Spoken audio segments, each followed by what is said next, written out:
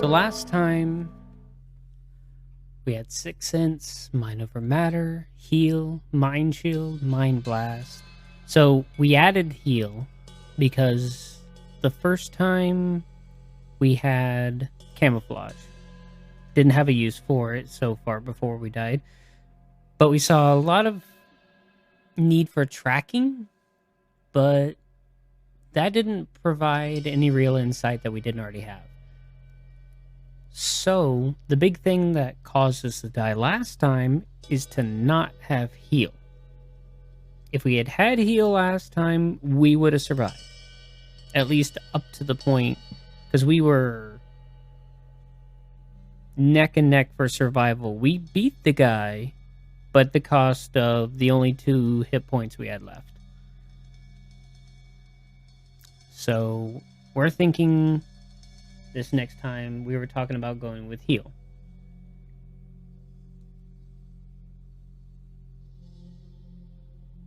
What? Sarange? 4 messages were deleted by the... What? Oh. Nightbot. Oh. Let's see what Nightbot's trying to do.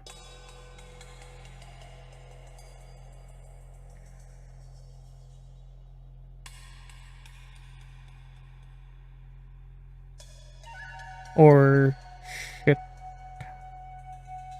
Ship Pal? Recent timeouts. Why?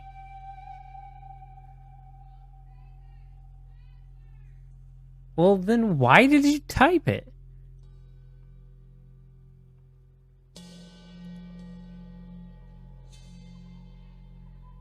Okay. If you say Sarange... Or Nightbot hates me. Rude, let my emojis live. Weird. What are the spam protection? Let me look at this. Black words, phrases, and excessive symbols. Let's disable that. Okay, that's disabled. So now it's just blacklisting words and phrases. Oh, look, there you go. And now you have smiley faces all over the screen.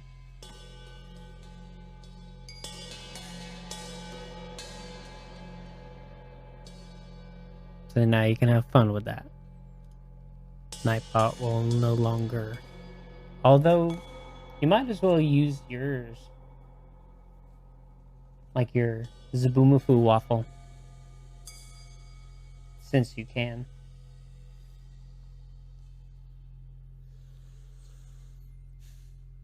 Okay. Yeah, there you go.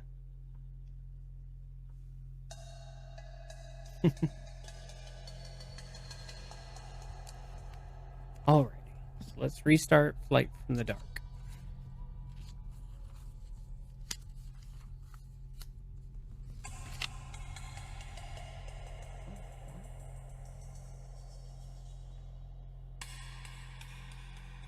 I can't even recognize what that is.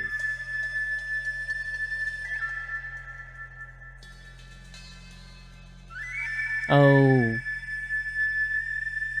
That's Riley's. That explains it. Doesn't show up very well when it's super tiny.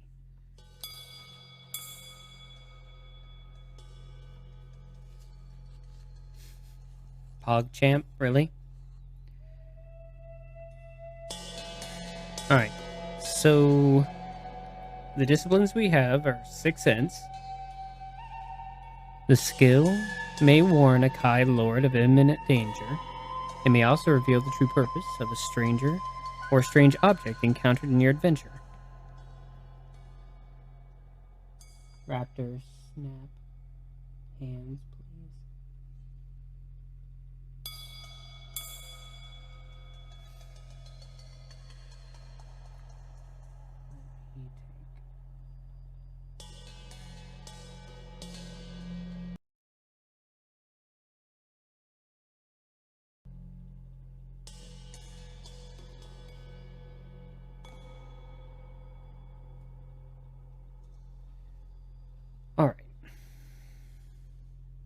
So we have Sixth Sense.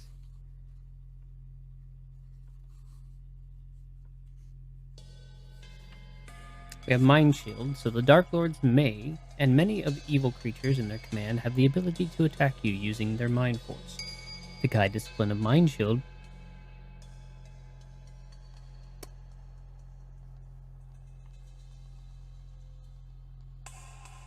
what did I do now?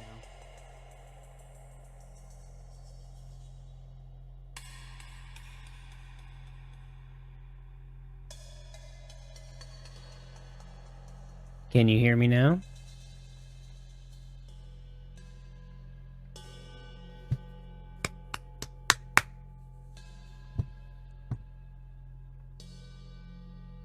Did that help?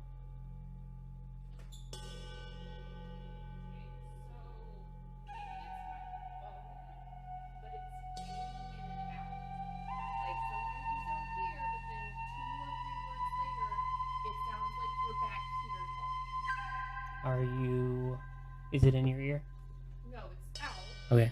Test. My ear at first because I had it in my headphones. Like that's no example sentence. The Dark Lords and many of the evil creatures in their command have the ability to attack you using their Mind Force. The Kai Discipline of Mind Shield prevents you from losing any endurance points. Wait. Maybe it's when the music starts because it did it.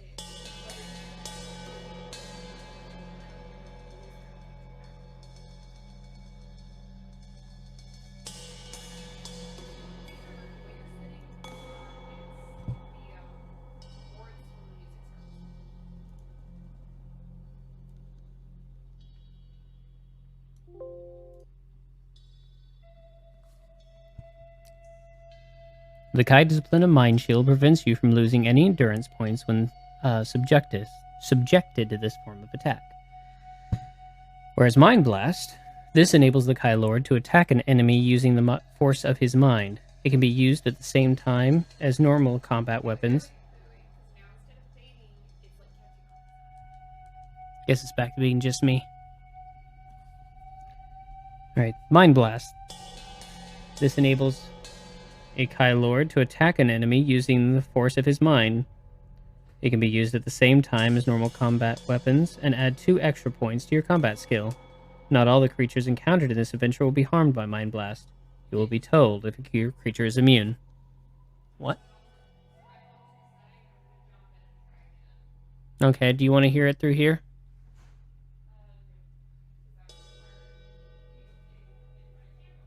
Actually, that's not true. Not where I'm holding it. You're not... It's a very narrow field of view. Mind over Matter. A master of this discipline enables a Kai Lord to move small objects with the powers of concentration. No, the fuzz is the fact that the earpiece is... the speaker's blown in it.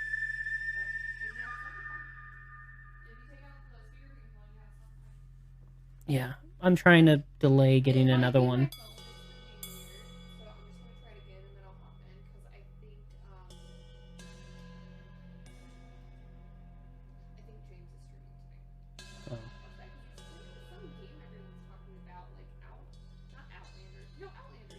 I don't know. I don't play those sort of games usually. Yep. Alright. So we have our green tunic, Cloak of the Kai Initiate. We possess the axe from last time. Backpack containing 1 meal. We have a leather pouch containing gold crowns. So now we have to roll for how many crowns we have.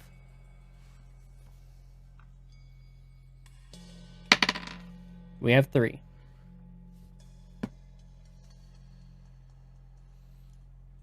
So let's go ahead and make that adjustment.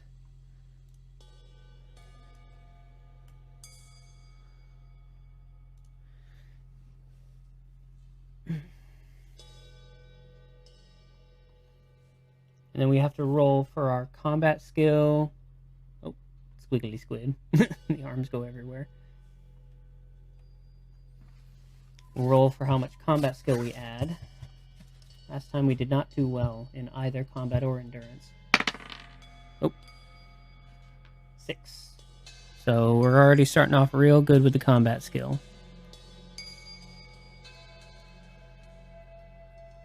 So we add 10, so 16. So endurance points, we take 20 and plus 1. Oh, you're out. Oh, that's a 1. 21 endurance points. Hopefully having a better combat skill means that won't be a problem.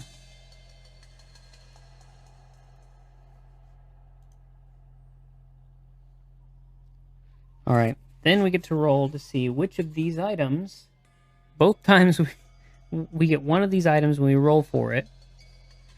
Last time, both times we rolled for 12 gold crowns. That never came in handy. I know it does in future games, where you'll come across a shop, someone's selling stuff, and you can buy equipment that way. But we'll see what happens.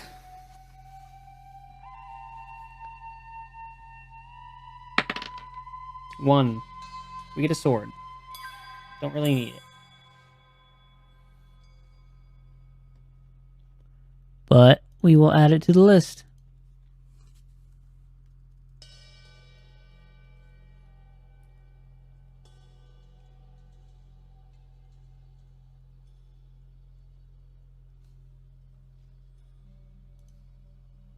Alright.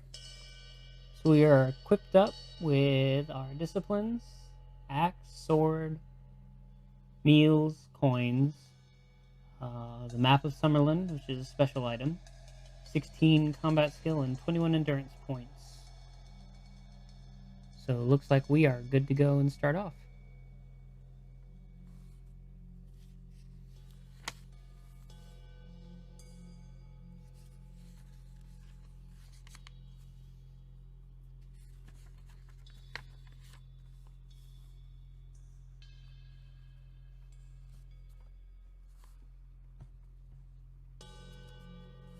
Alright. See if I can turn it a bit.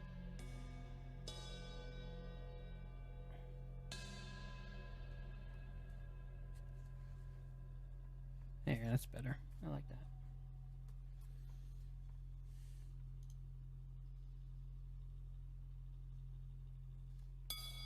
Alright. Let's change up the tune for this part.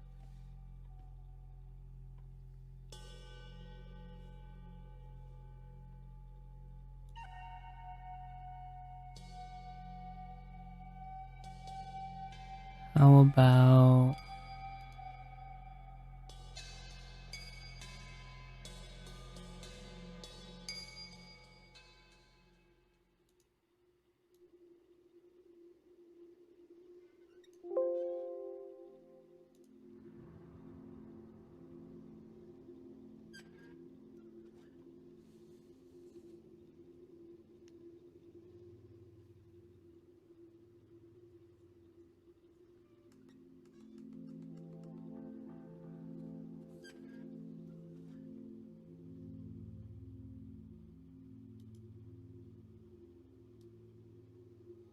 turn it up a little more.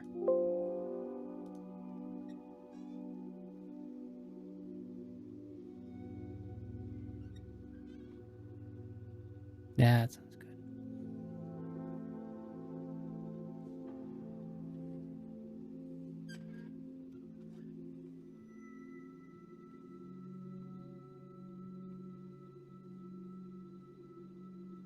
All right. I think we got the mood here.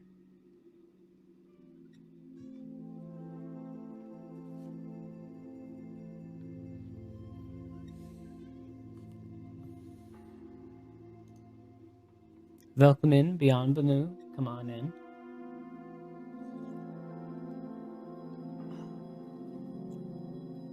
If you want to know how things work, just type !rules. You must make haste, for you sense it is not safe to linger by the smoking remains of the ruined monastery. The black-winged beasts could return at any moment. You must set out for the Summerland capital of Holmgard and tell the king the terrible news of the massacre. That the whole elite of Kai warriors, save yourself, have been slaughtered. Without the Kai lords to lead her armies, Summerland will be at the mercy of their ancient enemy, the Dark Lords. Fighting back tears, you bid farewell to your dead kinsmen. Silently, you promise that their deaths will be avenged. You turn away from the ruins and carefully descend the steep track. At the foot of the hill, the path splits into two directions, both leading into a large wood. If you wish to take the right path, turn 85. If you wish to take the left track, turn to 278. If you wish to use your Kai discipline of Sixth Sense, turn to 141. So we've had good luck with Sixth Sense, so let's go ahead and use that. Unless anyone wishes to vote otherwise.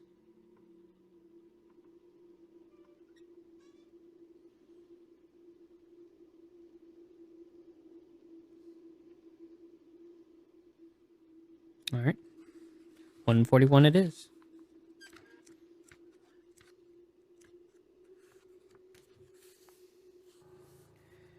Your sixth sense has warned you that some of the creatures that attacked the monastery are searching the two paths for any survivors of the raid, but you can avoid both tracks by making your way through the undergrowth of the woods. If you wish to head south, turn to 56. If you wish to cut through the heavier foliage towards the northeast, turn to 333. So I'm going to take the heavier foliage by turning to 333. We remember that we ran into the wizard before, and I think we want to do that again.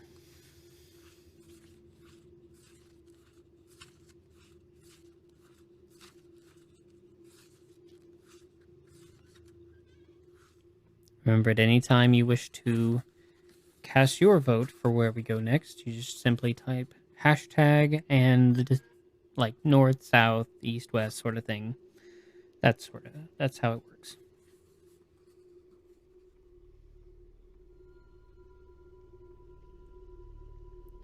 You have cut your way through the thick undergrowth for nearly half an hour when you hear the beat of wings high above the trees. Looking up, you can make out the shape of a Kron approaching from the north. It is one of the monsters that attacked the monastery, and on its back are two gray-skinned creatures armed with long spears. These are the mountain Gaiacs, evil servants of the Dark Lords, full of hatred and malice. Many centuries ago, their ancestors were used by the Dark Lords to build the infernal city of Helgadad, which lies in the volcanic wasteland beyond the Derncrag range of mountains. The construction of the city was long and torturous, and only the strongest of the Gaiacs survived the heat and poisonous atmosphere of Helgadad. Hidden by the trees, you freeze, keeping absolutely still as the Kron passes overhead and disappears towards the south. When you are sure that it is gone, you move on once again into the forest. Turn to page 131.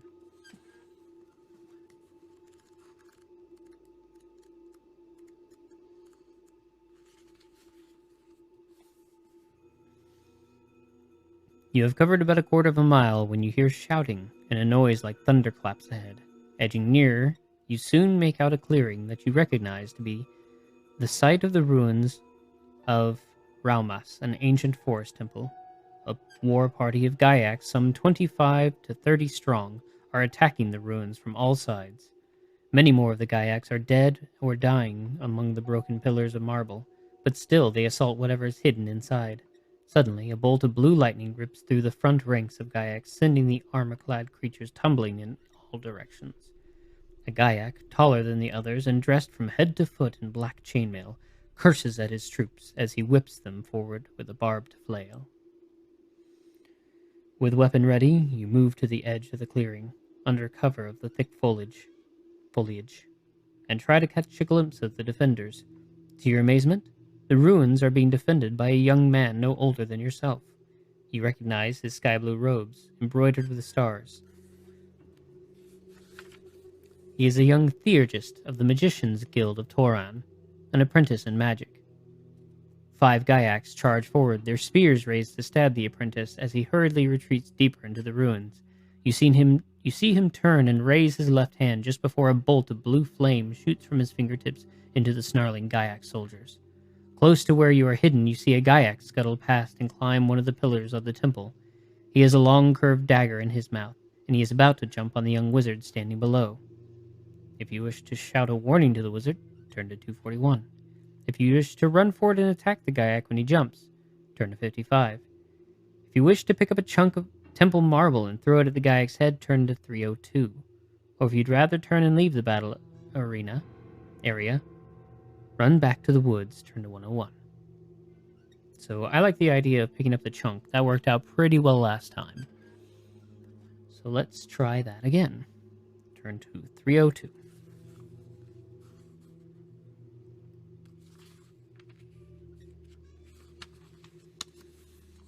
So we pick a random number table. Number from the random number. In this case, it's rolling the die. So 0 through turn, we turn to 110. If we roll 3 through 9, turn to 285. 3. So we turn to 285.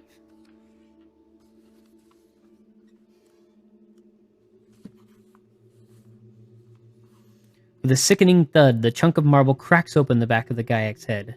The creature drops to its knees and slowly falls forward, down the ruins below.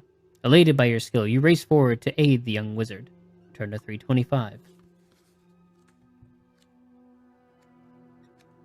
So that worked out. We killed him. Upon seeing you emerge from the woods, the Gyak officer shouts, "Agot! Agot!" to his cowering troops, who flee the ruins and run to the safety of the forest. Shaking his mailed fist at you, the black-clad Gyak screams, "Ranag Rogag Ok! Org Adaka Okhak Rogag Gaj. Think. Before leaving, surveying the scene of the battle, you count over 15 Gyak dead, lying among the broken pillars of Ramas.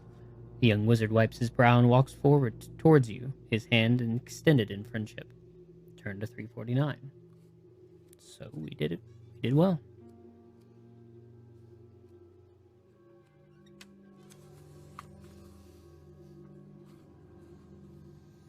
He's a young blonde-haired youth with deep, brooding eyes. His face is lined with exhaustion and the grime of battle, and his long sky-blue robes bear evidence of living rough in the wilds. He shakes your hand and bows. "My eternal thanks, Kai Lord. My powers are nearly drained. Had you not come to my aid, I fear I would have ended my days atop a Gyak's lance." He is weak and unsteady on his feet. You take his arm and sit him down upon a fallen pillar, where you listen intently on what he has to say. "My name is Baindon. I am a journeyman of the Brotherhood of the Crystal Star, which is the Magician's Guild of Toran. My guildmaster has sent me to your monastery with this urgent message." Pardon me. He removes a vellum envelope from inside his robes and hands it to you. As you see, I have opened the letter and read its contents.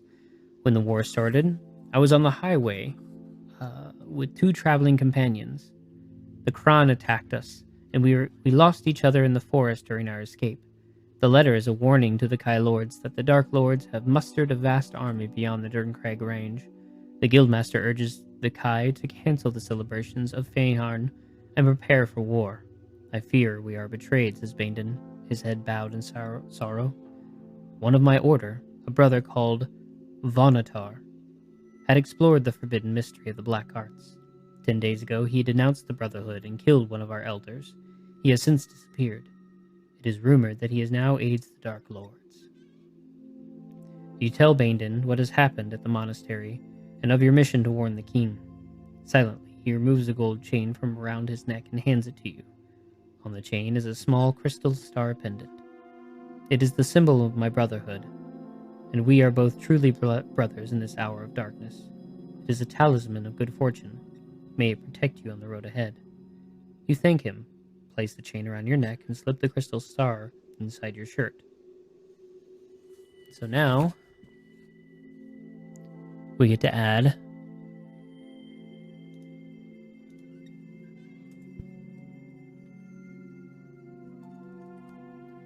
Crystal Star to the special items section. And there we go.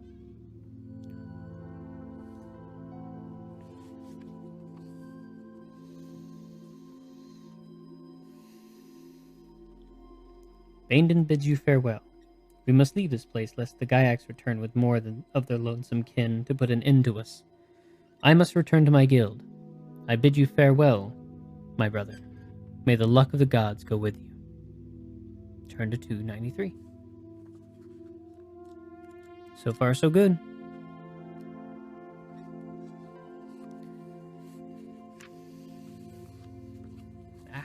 Stay open. With a wave of his hand, Baindon leaves the ruins, and you continue your mission, pushing on through the thick woods ahead. You have not gone far when you realize several pairs of yellow eyes are watching you from the undergrowth to your left. Suddenly, a black arrow skims the top of your head. It is a Gaiac ambush, and you must run as fast as you can to escape it. Turn to 281.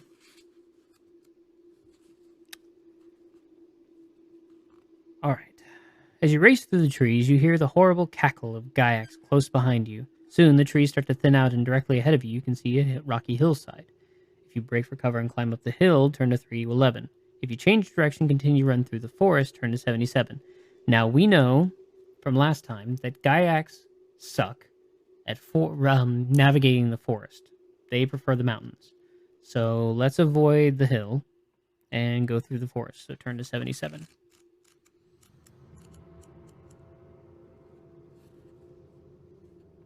The mountain Gaiacs are unaccustomed to pursuing their prey through forests, and you soon outdistance them, until finally the sound of their grunts and curses disappears completely. When you are satisfied they have given up the chase, you stop a few minutes to catch your breath and check your equipment. With the memory of your ruined monastery still blazing in your mind, you gather your meager belongings and push on. Turn to 19.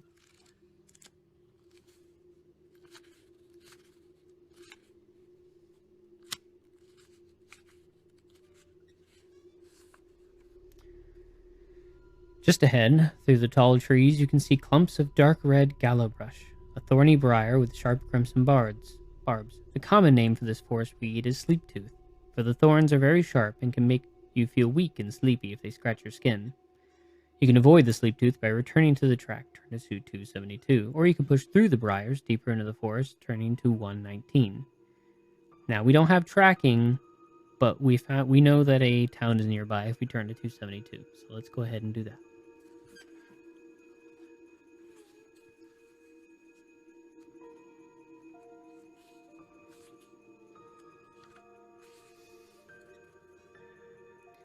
Keeping a watchful eye on the sky above, you move quickly along the track. You recall that this route leads to Fogwood, a small cluster of huts that have been used by a family of charcoal burners for nearly 50 years. After 20 minutes, you reach the edge of the clearing, where the huts are grouped in a small circle.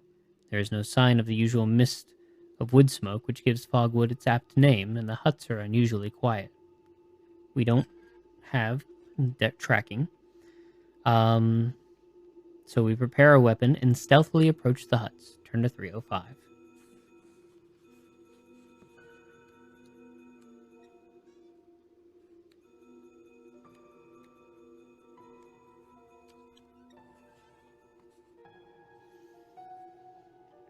Through the open doorway of the first hut, you can see the body of a charcoal burner lying face down on the rough stone floor. He has been murdered, stabbed in the back by a spear.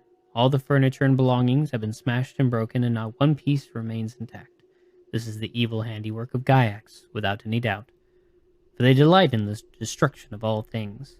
A quick check of the other huts reveal a similar story of murder and wreckage. In the last hut you search, you discover a Gaiac spear, proof of your suspicions. You may keep this weapon if you wish. More determined than ever, now to succeed in your mission, you continue along the track. Turn to 105. So, we are at a point where if we keep the spear, we have to either get rid of the axe or the sword, because we can only have 2 weapons at a time. Anyone have a vote on what we do? I'll leave that for maybe a minute.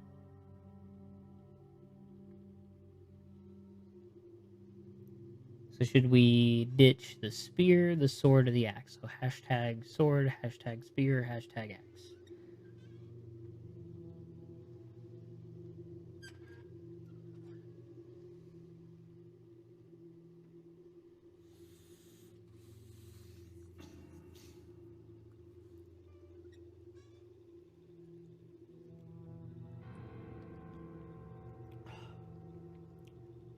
Personally, I say to get rid of the axe.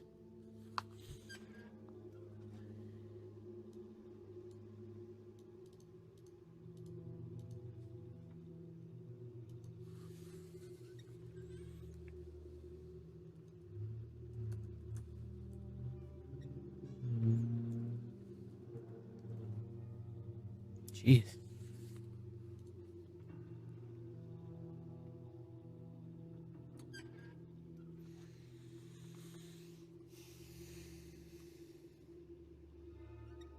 More determined than ever now to succeed in your mission, you continue along the track. Turn to page 105.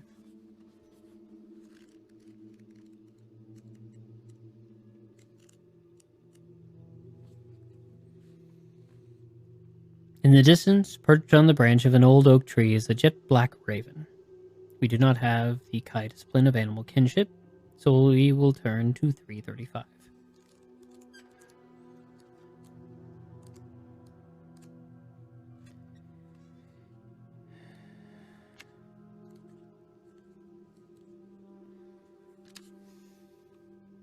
As you approach, the blackbird flies off above the trees and soon disappears from view. You search the trees on which it was perched, but find nothing unusual. Rather than waste any more precious time, you continue off along the track. Turn to 121. Curious what would happen if we did have animal kinship.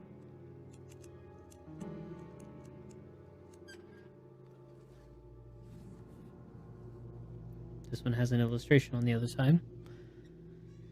After a few minutes walking, you see a stranger, clad in red, standing in the center of the track ahead. He has his back towards you. His head is covered by the hood of his robes. Perched on his outstretched arm is the black raven you saw earlier. Now, first time, we called to him. Calling to him is an insta-death. This guy right here. So we call to him, that's insta-death. If we... No. Not call to him. If we approached him cautiously, that was the insta-death. And then last time, we drew our weapon and attacked, and we ended up getting a bonus on our first round of attack because we surprised him. So I say we do that. 283, because he's a lieutenant of the Dark Lords.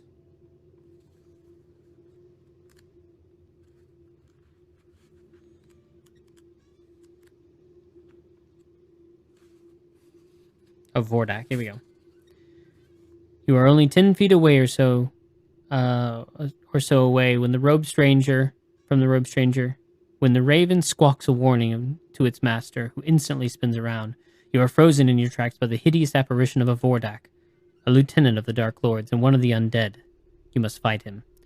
Due to the surprise of your attack, you may add 2 points to your combat skill for the first round of combat only. Unless you have the Kai discipline of Mind Shield, deduct 2 points from your combat skill for the second and subsequent rounds of fighting, for the creatures attacking you with the power of its mind force, as well as a large black mace. Now, the Vordak has a combat skill of 17. We get a +2 for the first round, which means it's 18. However, because we have Mind Blast and he doesn't have Mind Shield, it now is 20. So, we start off with 20.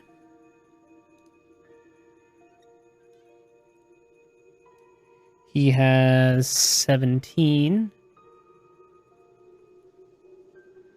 which means we have a +3.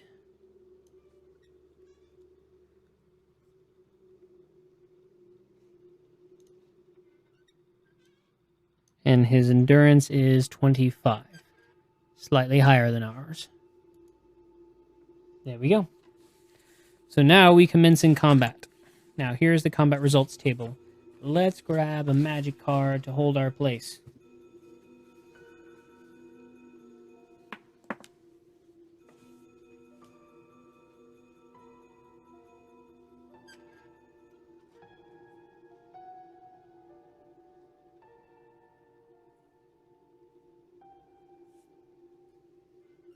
This time I think we'll have the Dark Depths hold our place.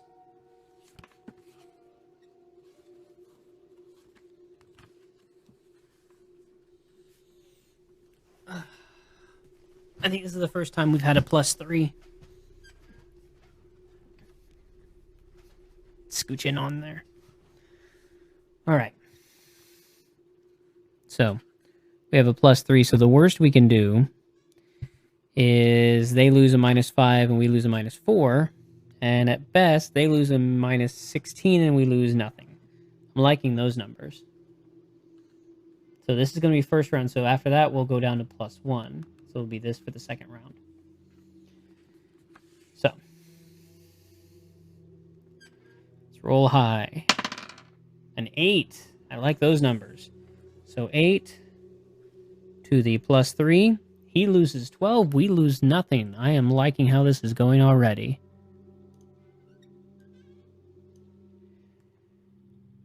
Wait. Yeah, 12.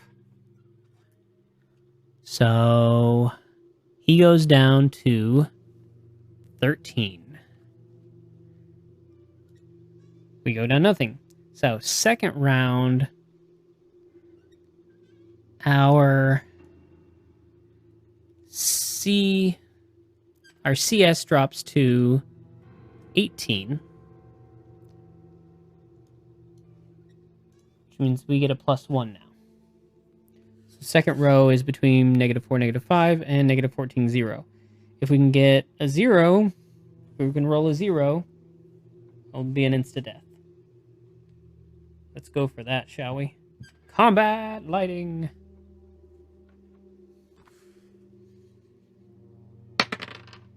All right. And it's a 5. So he loses 8. We lose 2.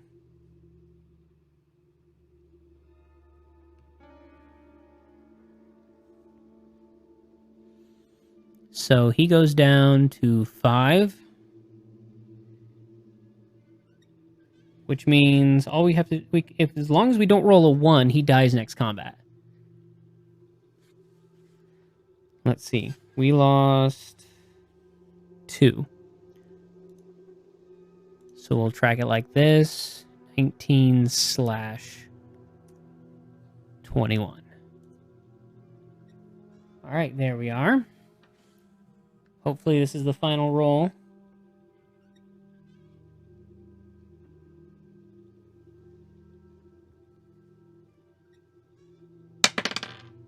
Of course I rolled a 1. Alright, he loses 4 and goes down to 1. I lose 5. This is not good. Go down to 14. Thankfully we have heal. This is why we have heal.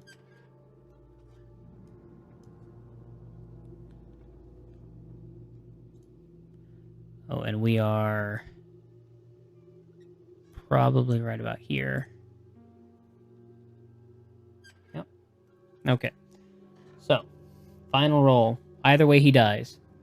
1 to 0. I just hope it's not a 1. Oh. There we go. A 7. You all see? There we go. 7. So, he loses 9. We lose 1. That's not too bad. Could have been much worse. So we go down to 13. And he is technically -8. He way dead. Alright. We won the battle. Dun, dun, dun, dun.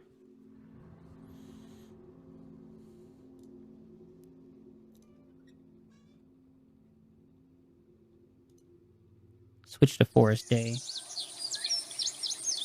Hopefully that's not too loud.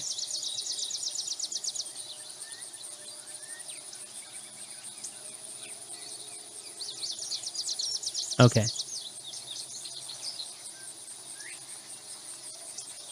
I mean, it sounds pretty good to me.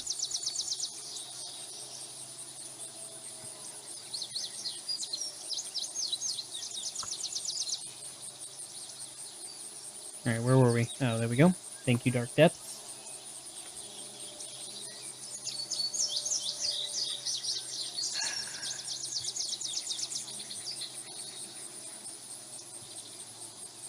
Back to the forest.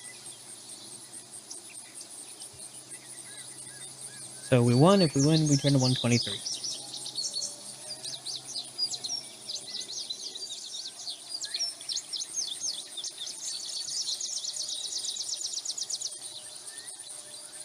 As the creature dies, its body slowly dissolves into a vile green liquid. You notice that all of the grass and plants beneath the smoking fluid are beginning to shrivel and die. A large, valuable-looking gem lies on the ground near the decaying body. Further along the track, you can see a large war party of Gyaks running towards you. If you wish to take the gem, turn to 304. If you would rather leave it and run, turn to 2. So last time we took it, and it didn't cost us anything to take it as far as we knew. So I'm just going to take it again. Unless anyone has to vote otherwise, or wants to vote otherwise.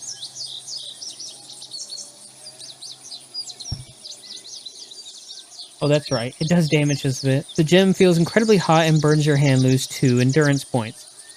Oh. I forgot to point out. So, let's go down 2. But the Kai Discipline of Healing we have this time. This discipline can be used to restore endurance points lost in combat. If you possess this skill, you may restore 1 endurance points to your total for every numbered section of the book you pass through in which you are not involved in combat. So, hey, Slow! SF, how you doing?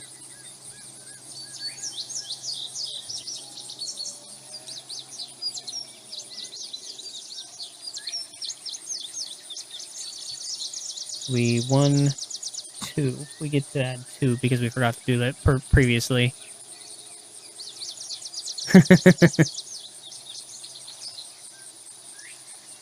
So we are playing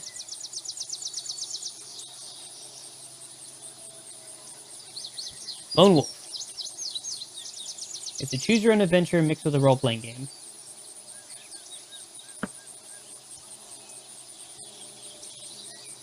And here, let me just show you.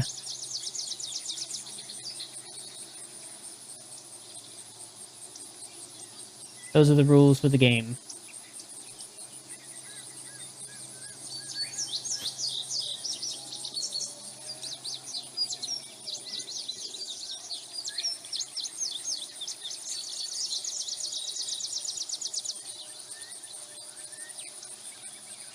So I lost 2 points. Okay. You quickly pick it up with the edge of your Kai cloak and slip it into your backpack. A gem that size must be worth hundreds of crowns. But the Gyaks are very close to you, and their arrows whistle past your head as you turn and run for the safety of the forest. Turn to page 2. I'm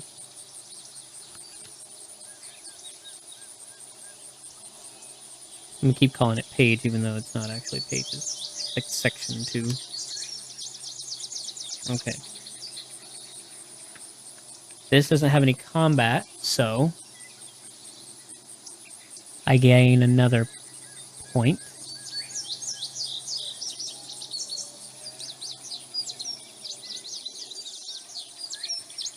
Oh, this is definitely going to be helpful.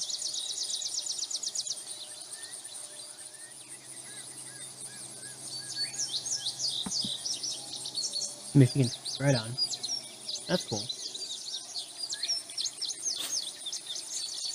So what's bringing you over here?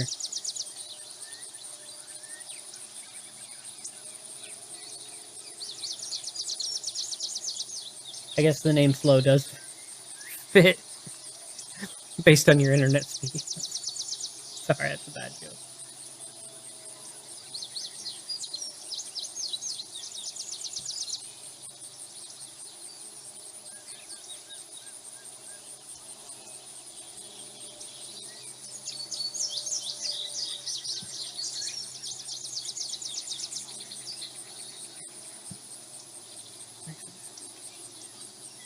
Trees supposed to play on low fidelity, so you're on the right track. Right on.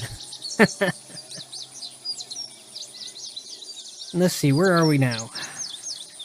We just killed an undead lieutenant. As you dash through the thickening trees, the shouts of the Gyaks begin to fade behind you. You have nearly outdistanced them completely when you crash headlong into a tangle of low branches.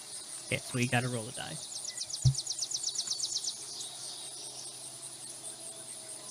Didn't mean to do it. No. You're cool. I don't know if you saw with the chat. I don't know if you wanted to be involved, because this is a game meant to play together. So the idea that even though this is choose your own adventure, you can vote where we go. So that was me showing off the hashtag or the exclamation point rules. Kind of shows you how that works. Because I have a thing set up so that you can hashtag vote. You know, show like that.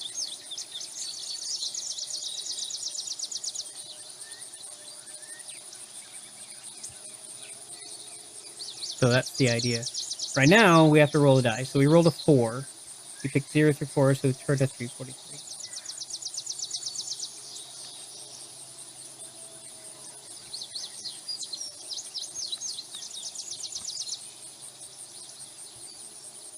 I'm mat farming in Elite, so I'll probably just most of this. And that's cool too.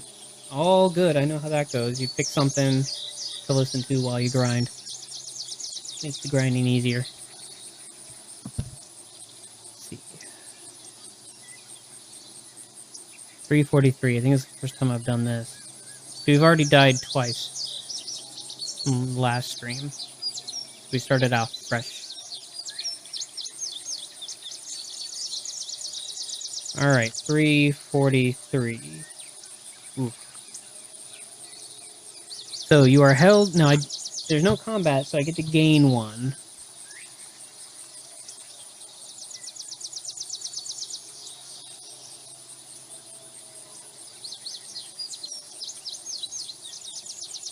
I have a few choose your own adventure books, but nothing that involves dice. Well, technically, what they do is like, you get like a pencil, you know, kind of thing, with like eyes closed or something. The whole point being is that everything you need, as long as you have a pencil, you can play this game. This was actually made in there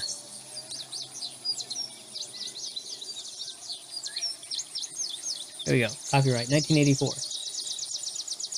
So this is an old school RPG mixed with choose your own adventure. Character sheet and everything. Normally you'd have the character sheet here at the beginning. You can kind of see where I used to write in it when I was a kid. So the idea is to go through the whole book series, and you get to take all your equipment and skills with you to the next book. And as far as I know, it goes up to 12. There might be more. I'm still researching. Because I'm missing book 11, but I think eBay can solve that.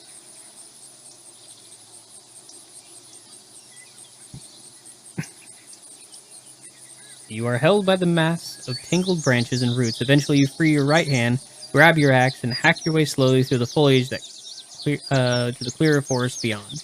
Your cloak is torn in several places, and your left arm is cut and badly bruised above the elbow. Lose 2 endurance points, and turn to page 213. Okay, so we went up to 15, back down to 12. No, 13. So it's really good we chose heal this time, otherwise it would be nice and messed up by now. 213.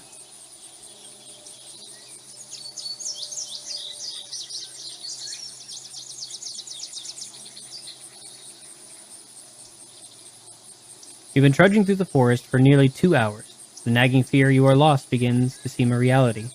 Apart from the occasional cry of a cron in the far distance, you have seen or heard no evidence that the enemy is in this part of the forest. As you descend a rocky hillock, you see something unusual in the tangled woods ahead. Turn to 331. So we get to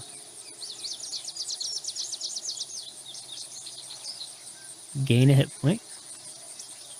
Liking this now. 331.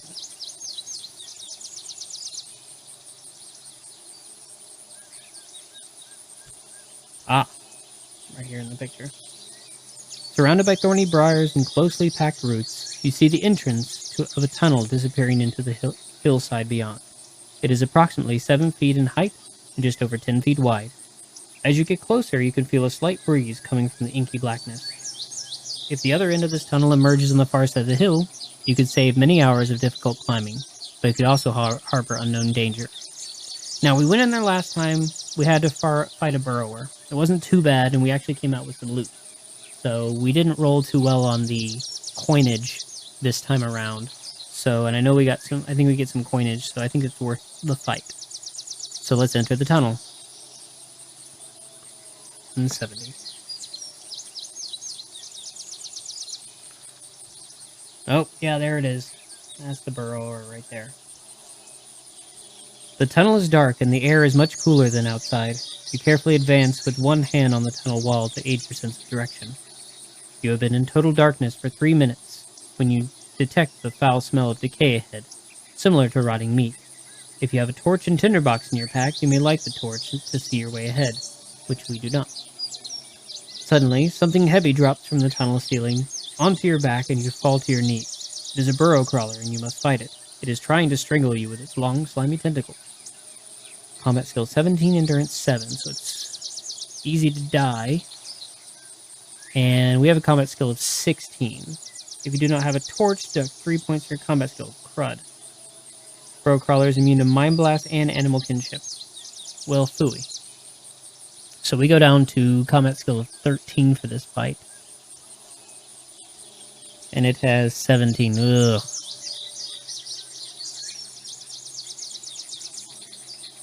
That is no bueno. That means we get a -4 on the combat ratio.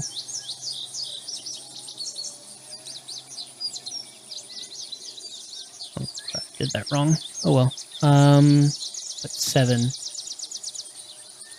So have Dark Depth hold our place. Are we about to die? Because he only has 7 hit points, let's see, -4. At worst, we'll lose 10. We'll have another 4. At best, we'll lose 1. And he'll lose 6. Oh, no. Sorry. At best, he'll lose 10, and at worst, we'll lose 6. So it would still take 3 hits to kill us at worst. So I think we'll be okay. So as long as we can roll a 7 or above, this will be a one-shot fight. So let's see what the die has in store for us. 9. All right. So that is -4. 9 damage to him, and oh, we came out unscathed. Nice. So that's a -2. We got lucky. Last time we did this fight, we got kind of scratched up. I think we came out with like 2 hit points last time.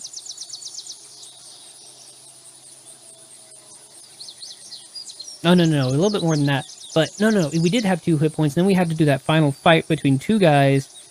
And we rolled perfectly the first time. They were like down to 1 hit point. And then we lost 2 hit points with the second fight and that killed us. If we had healing, we would have been up a couple points by the time we fought them. And we would have survived that combat. That's why we took healing this time. So we survive.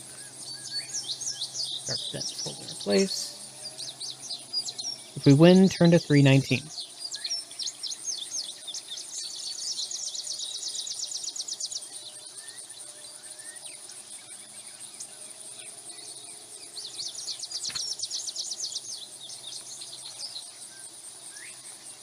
Alright.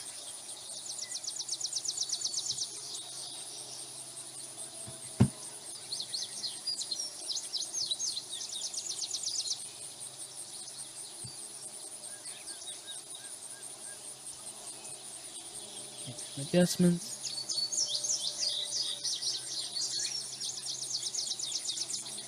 Oh, God. On the wrong thing.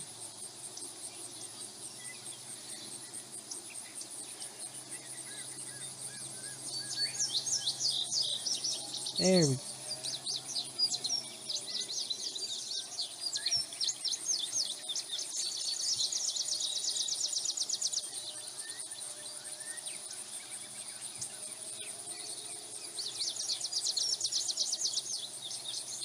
All right.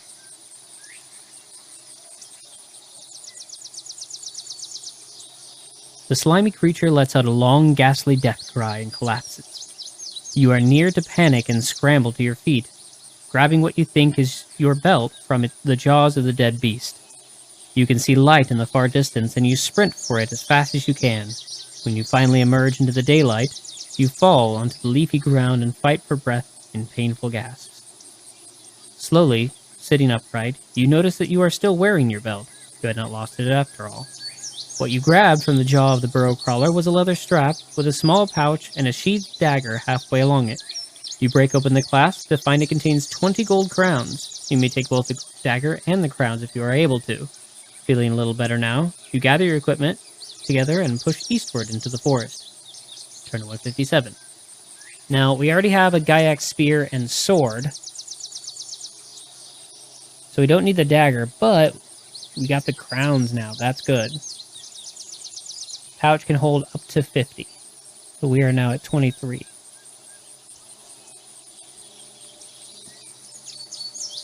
Ballin'. Alright, 157. Oh wait, we got to gain another hit point, and then gain another hit point here.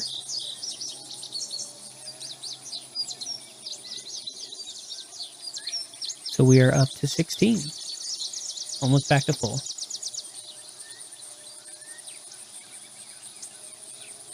The forest begins to thin out until finally you can make out a road through the trees ahead. The highway is full of people heading south. Many are wheeling their possessions along on hand carts. If you wish to join the refugees and perhaps learn more of what happened in the north, turn to 30. If you prefer to continue to move south but under the cover of trees, turn to 167. I think we had the right idea last time if I hadn't had so many low hit points.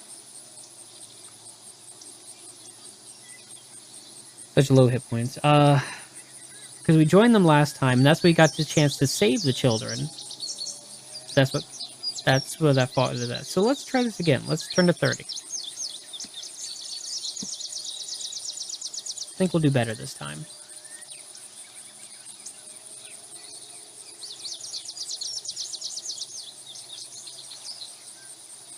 Okay.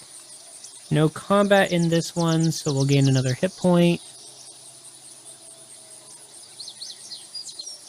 Back at 17. Good.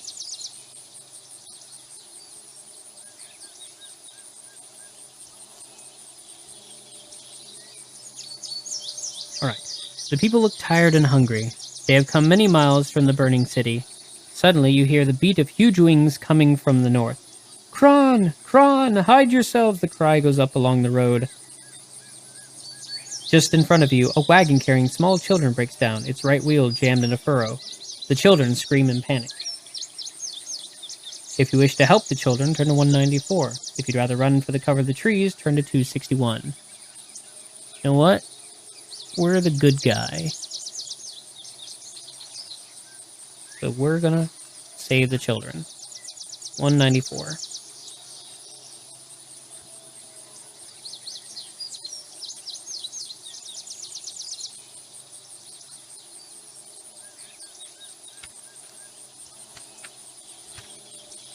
There we go.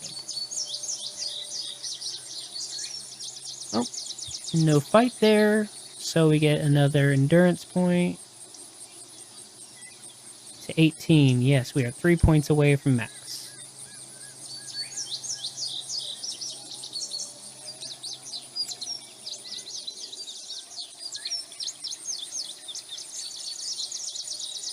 You sprint towards the wagon. People are running everywhere in panic as the Kron make their attack, carrying their poor victims into the darkening sky. A large Kron is hovering above the wagon, and 3 snarling kayaks drop down from its back onto the startled horses. You must fight them or leave the wagon and run to the safety of the nearby farmhouse. If you wish to fight the kayaks, turn to 208. You know what? We got this.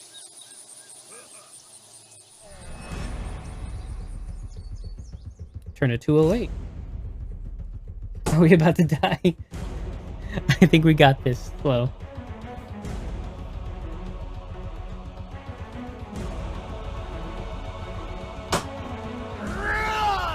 Fighting time!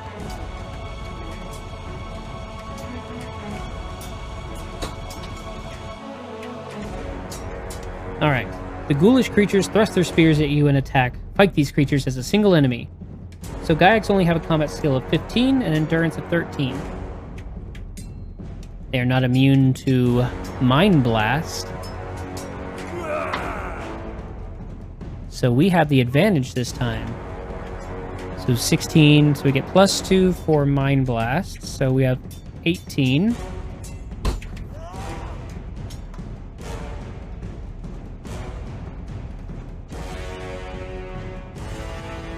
Oops. Okay, they have 15. That means we have an advantage of +3 this time. That's good.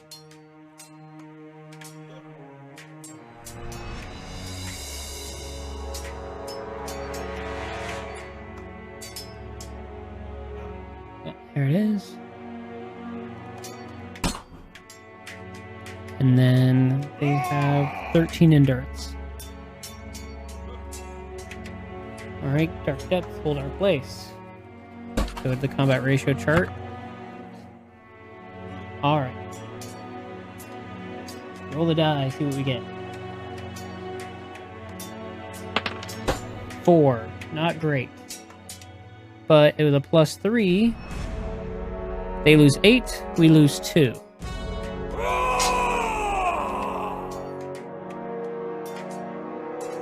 So they're already down to 5.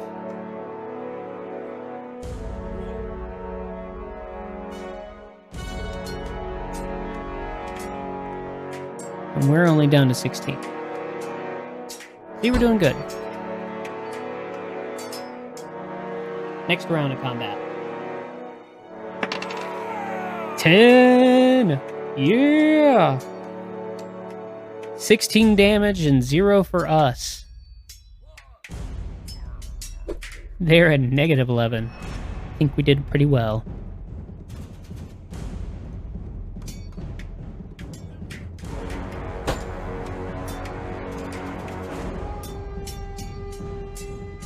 Well, we got further than we did last time.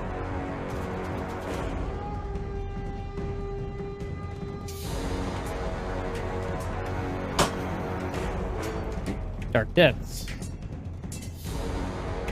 If you win, you can run to the safety of the farmhouse.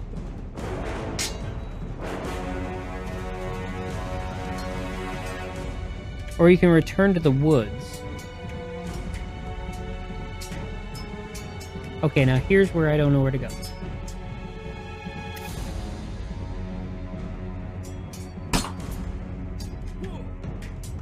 Farmhouse or woods? Now we know that Gaiacs have a hard time traversing through the woods, but the farmhouse might have gear.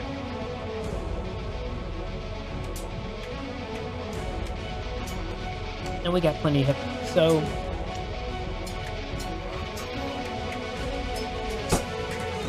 let's go to the farmhouse. I don't know if we saved the kids. Honestly. It didn't actually say one way or the other.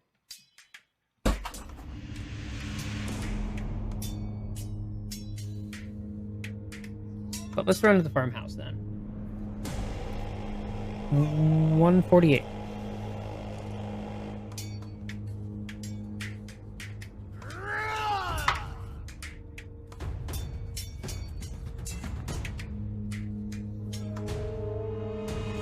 Kicking open the door, you dive into the farmhouse. A crawn soars overhead, letting out a shriek of victory, a victim hanging from its claws. Getting to your feet, you find yourself alone, but propped against the fireplace is a warhammer. You may take this weapon if you wish. Okay, we already have 2 weapons, so we're good there. You want to stay in the farmhouse, turn 81. If you feel safer in the forest, you can make a dash return to 320. If you wish to search the room further, turn to 199. There you go. 199. Let's get here.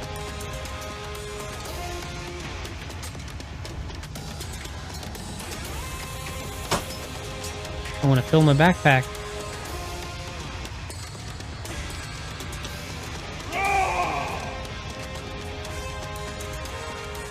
Most of the cupboards and drawers are empty. Whoever lived here took nearly everything they owned with them, but you do manage to scrape together enough fruit in the cellar for 1 meal. You may mark this on your action chart. Perfect.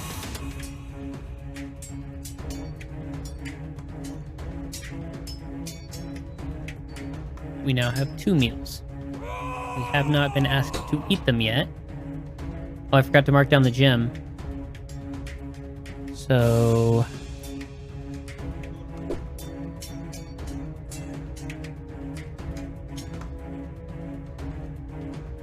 meal, gem, meal. Kayak spear, sword, 23 in the belt pouch, 2 meals. Alright, turn to page 81.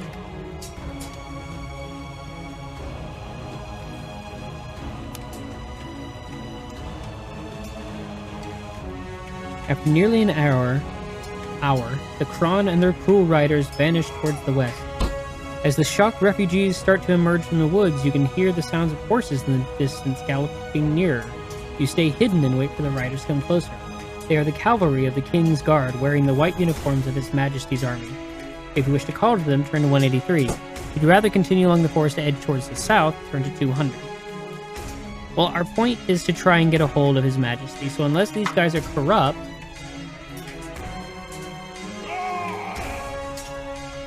you know, that should be what we should do, I would think.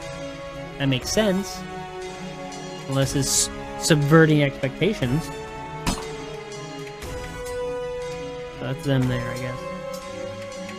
So let's turn to 183 then. Let's call to them. Oh, you know what? They could have the armor of them on, but because they killed them. Oh, and I get... wait, hold on.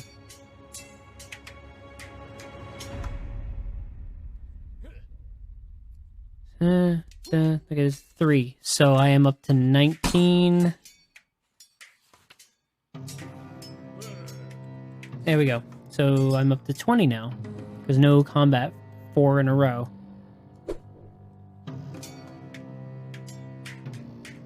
There we go.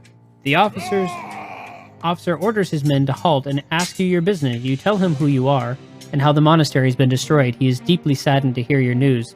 He offers you a horse and asks you to accompany him to Prince Pelethar, the king's son.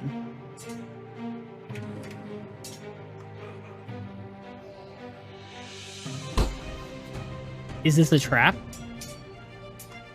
This seems too easy.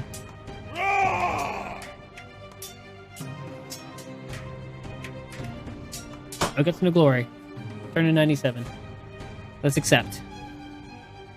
At least I'll know next time if this was a trap.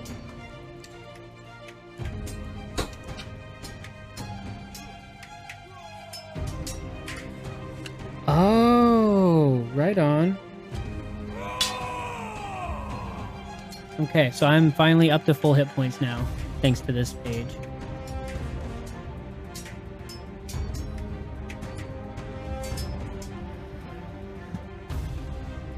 Ahead of you, you can see a fierce battle raging across a stone bridge. The clash of steel and the cries of men and beasts echo through the forest. In the midst of the fighting, you see Prince Pelethar, the king's son. He is in combat with a large gray Gorgaz, who is wielding a black axe above his scaly head. Suddenly, the prince falls wounded, a black arrow in his side. So here's the scene going on.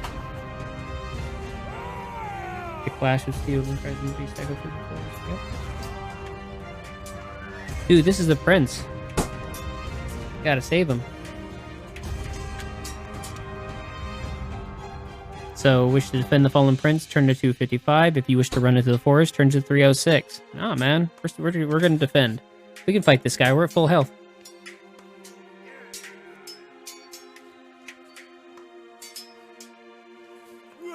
The creature that you now face is a Gorgaz, one of the race of cold-blooded reptilian creatures that dwell deep in the treacherous Mackenmire swamps. Their favorite food is human flesh. The prince's sword lies at your feet. You may pick it up and use the weapon if you wish. The Gorgaz is about to strike at you, and you must fight him to the death. You know what?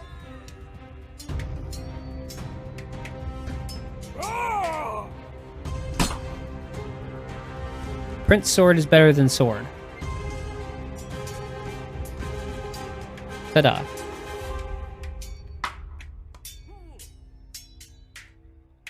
The creature is immune to Mind Blast. Well, crud. So we just get the 16.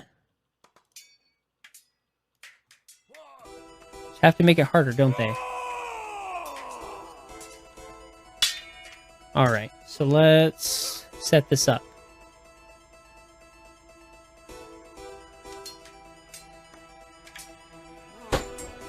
We just have 16. He has 20.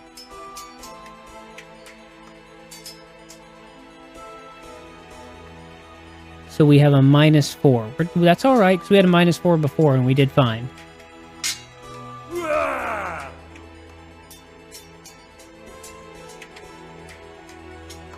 The trick is he has 30 endurance, though. Ooh, I gotta roll well.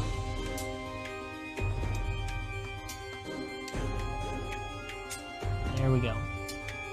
Got full hit points. Now it's the are we about to die?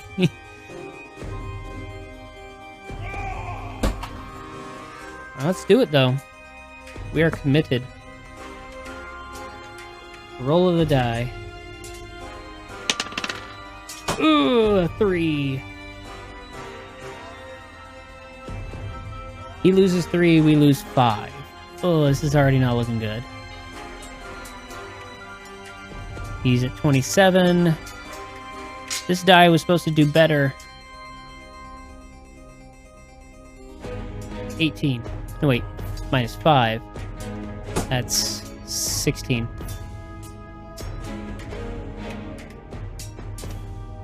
Now we've got this. Alright.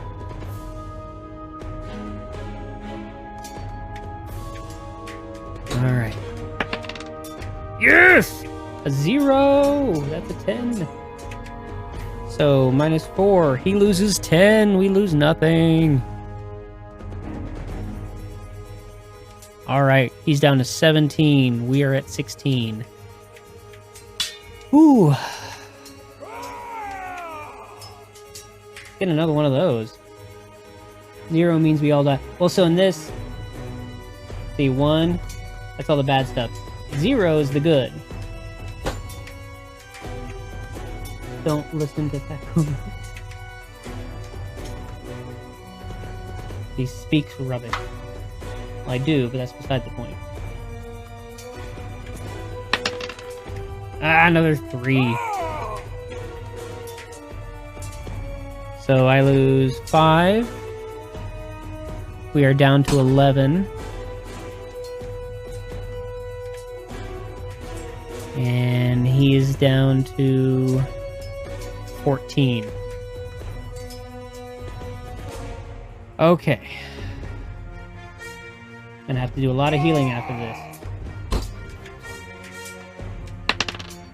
8! I'll accept that. He loses 8, we lose 1. So we're down to 10. But he is down to 6. If we can roll a 6 or better, we win.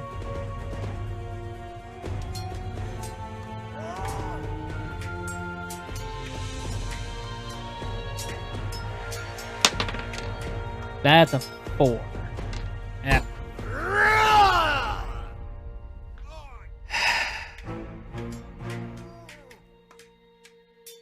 So he loses 4, we lose 4. So as long as I don't roll a 1 next...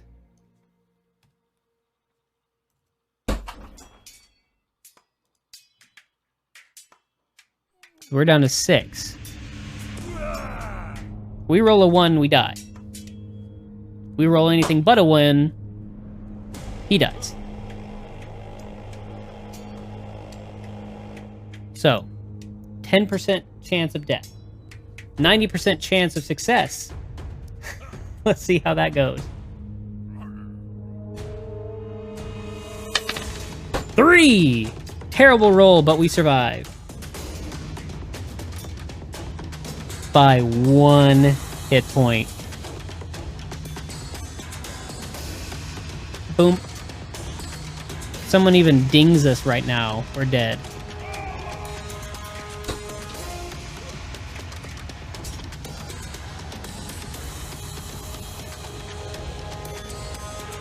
But we won.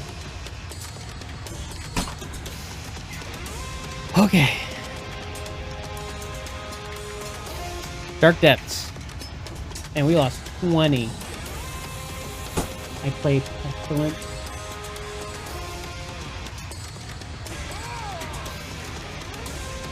Oh, you mean in Magic? Page 82.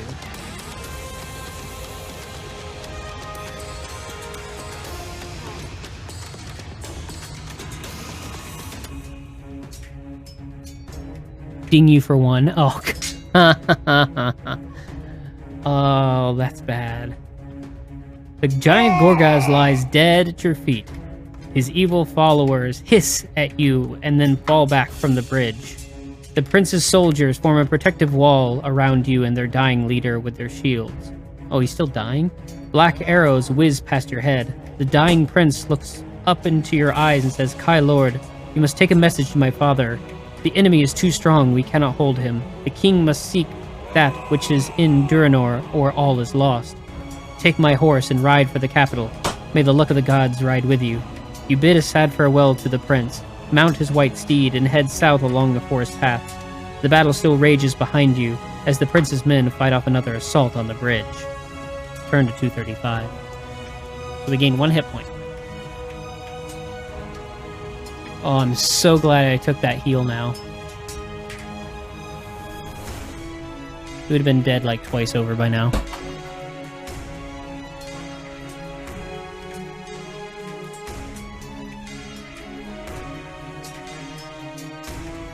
Alright, 235.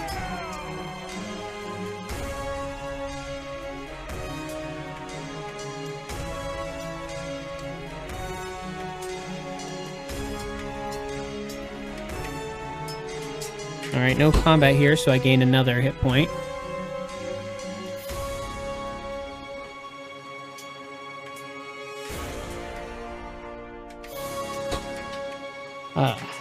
The prince's horse is indeed a magnificent animal, fast and sure of foot. You gallop along the twisting track as if it were a straight highway, until the noise of the battle has disappeared far behind you.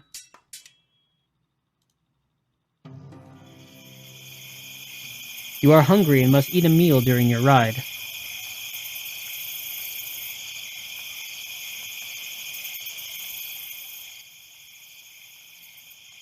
I said the fading. So we get rid of a meal.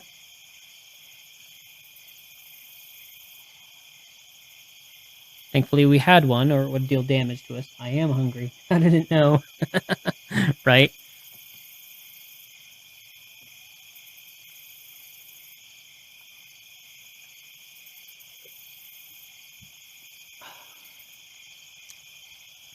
See, if you get caught without a meal and instructed to eat, I think you'll lose 3 endurance points. So that would have killed me if I didn't have a meal. Thankfully, you start the game with a meal. But it's good to have a backup meal. At least always 1 meal in your pack. After several miles, the path stops abruptly at a junction. There is a signpost, but it has been hacked down. If you wish to turn left, turn to 32. If you wish to turn right, turn to 146. If you wish to use the Kai discipline of tracking, turn to 254. So we do not have tracking. Kill the giant lizard, die of starvation. Exactly, right? Okay. So let's take a look here. According to this,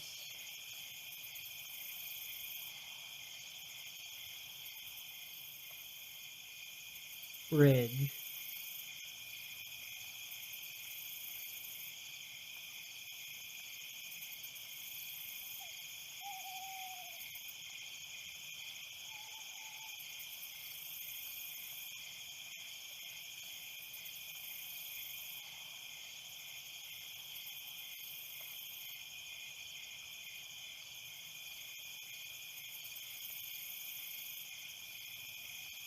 Yeah, they're right there. We should be on the bridge.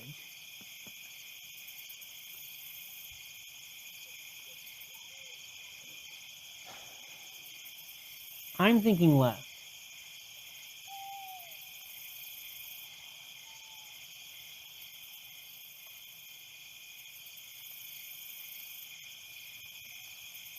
But since we don't have tracking, like there's no way to actually prove one versus the other. But according to this map, I'm thinking left. I was putting chicken in the microwave. Sorry, what's happening? Oh, so we came to a signpost, but it's been hacked down, so we don't know which way. It says if you wish to turn left, go to 32. If you wish to turn right, go to 146. If you wish to use the Kai discipline of tracking, which we don't have, turn to 254. So I'm trying to use the map because it has a map here.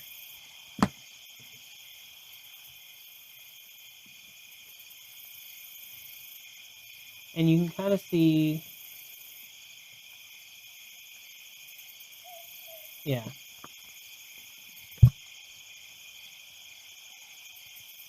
It's got two splits there. One to the left and one to the right. One on the left looks like... Oh, wait, that's the bridge. Oh, okay.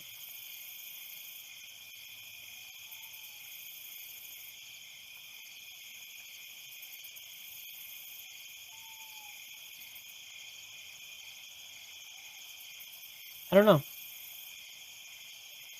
So, the last mention anyone said was something about a bridge here. Now we're trying to head here.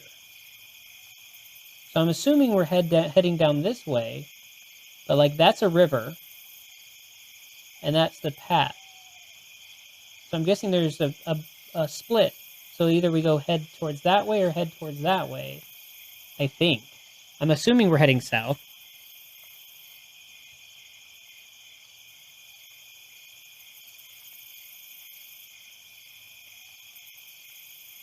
Yeah, I'm thinking left too.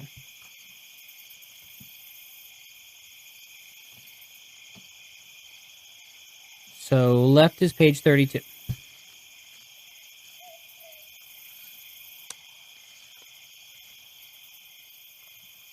Okay. Oh, that previous page and this page, that means we gain 2 endurance points.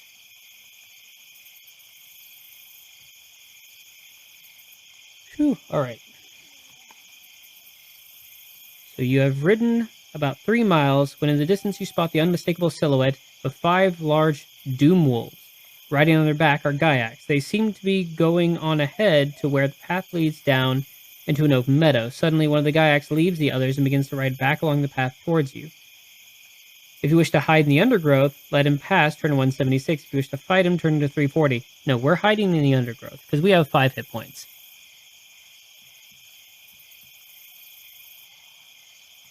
I know we have the horse and all, but we have 5 hit points. We're not going to take on a Gaiac on a Doom Wolf.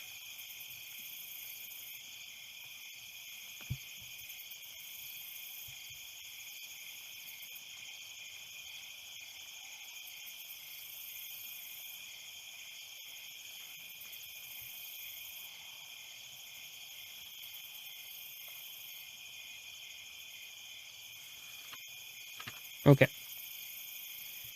You hide behind some thick bushes so the Doom Wolf and its rider will not see your white horse. Luckily it works. The beast lopes past and vanishes down the track. You have just come along. If you wish to attack the remaining Doom Wolves and their riders, to turn to 253. No, that's dumb. If you wish to press on deeper into the forest, turn to 126. Yeah, let's go down the forest, because we need to heal more. I'm going to take on 4 riders all at once.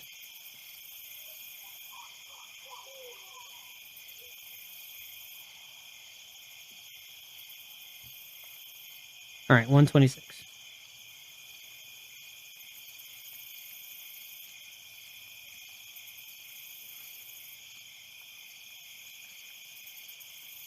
Oh, no combat there. Let's gain another hit point.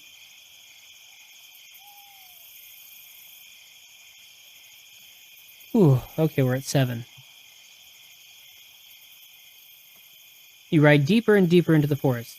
Silently you thank the prince for such a fine horse, for although the ground is a tangle of briars and roots, he never once falters. The Doom Wolves are soon left far behind, and you bring your horse to a halt. The light has faded fast, and it is almost night.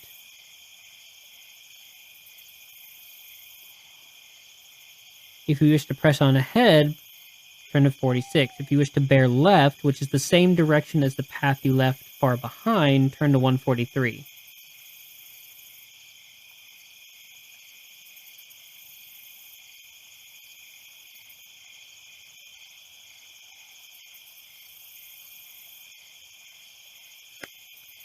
So the question is, do we keep going? Or do we try to head down that path we were headed before?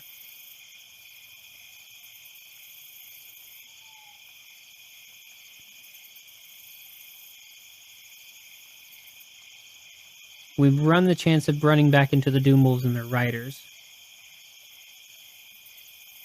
But then we don't know what we press on ahead in the forest. Hi, Drifter, what's up?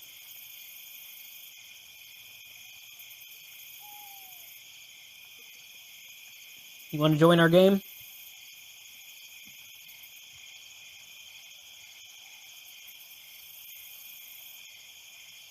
What is that?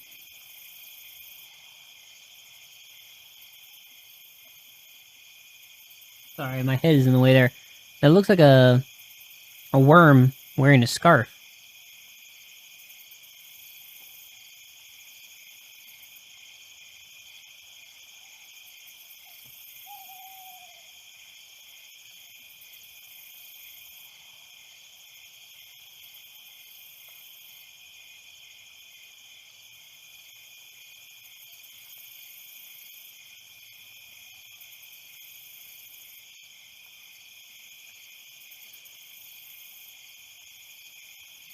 Stay as long as you like. You can come and go or whatever you want to do. We are playing Lone Wolf. This is Junior's Adventure role-playing game. It works like this. Put my boy to bed right on. You can come back if you want. But here are the rules for how we're doing this. So the viewers get to help me decide where the hero is going.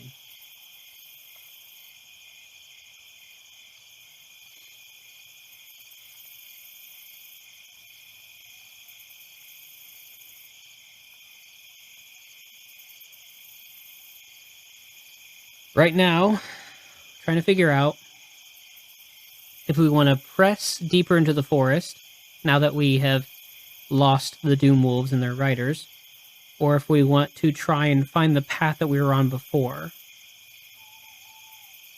Want to become famous? No thanks.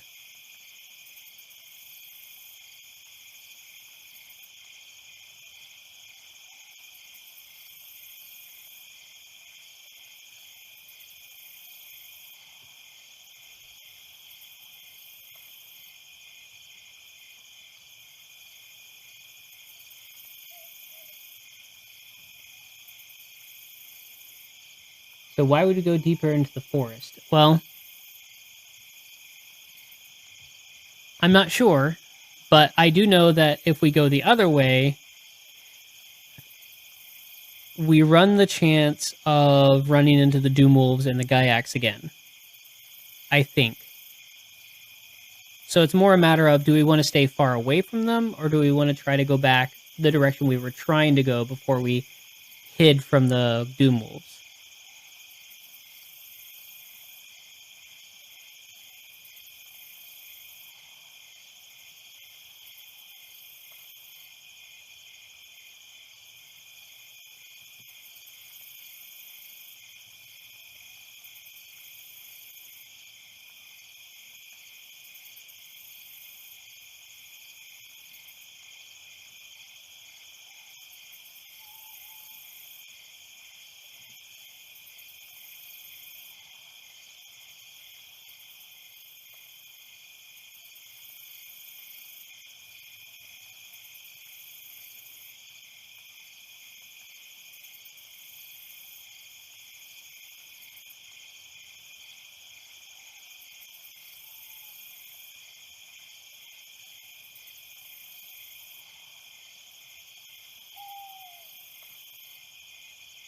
Your call, I'm eating chicken. You know what? Let's go left. Where I was trying to go before. I have no idea why. Let's try it.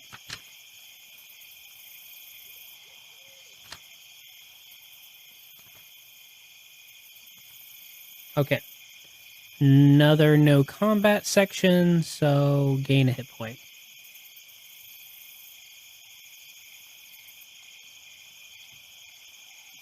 Oh, that's what you're doing. I love these books. Right on, cool.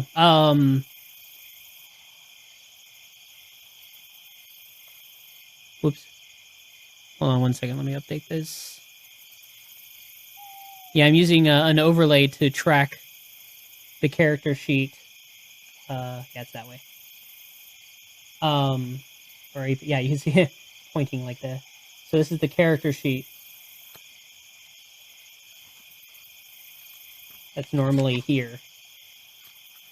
The map, right? Mia. This map here, and this came out like in 1984. So it's old school series I'm going through. See, no matter where you point, you're both right and wrong.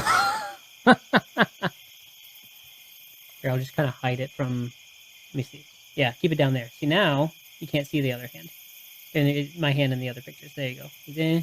And then yeah.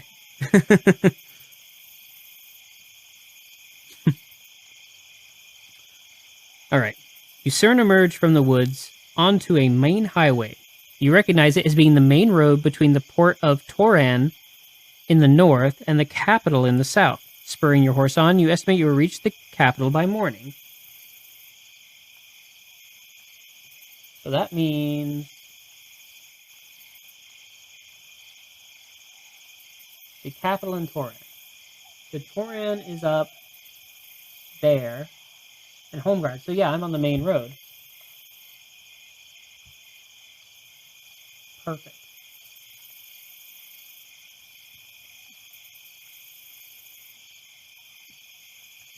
$149. Gain another hit point.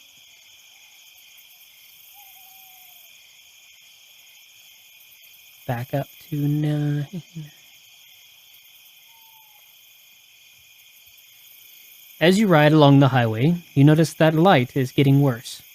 It will soon be completely dark, and impossible to see any dangers that may lurk ahead. You decide to hide and rest at the wood's edge until morning. When you are satisfied that no one can see you, you pull your warm green cloak around you and drift off into an uneasy sleep. Uh-oh. 256. Feeling I'm gonna wake up dead or something.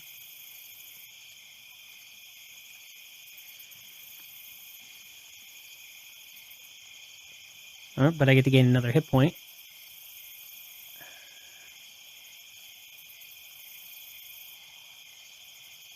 You are awoken by the cries of Kron high above.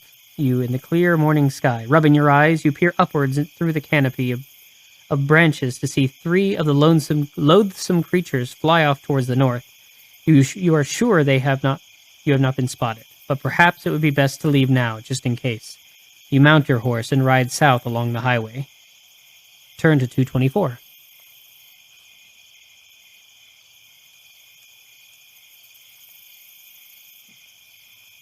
Nope, another hit point.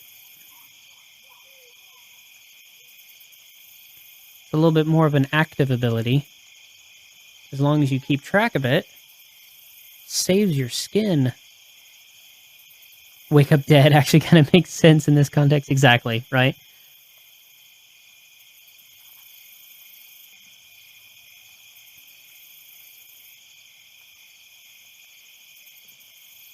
Wait, it said 224, right?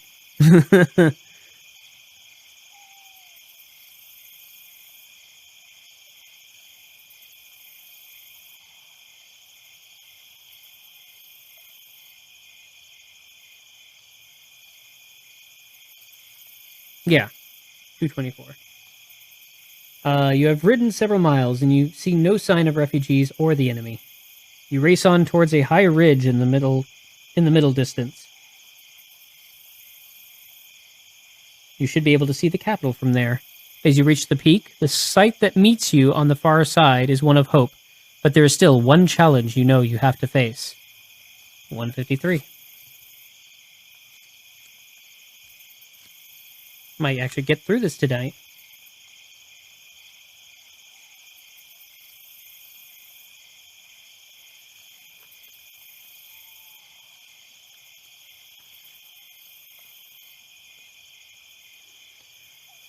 Ooh, this is a long one. Before you are the tall great white walls and glimmering spires of Homeguard, the city's banners fluttering from the battlements in the fresh morning breeze. So this is morning. Let's change it out. You're dead. I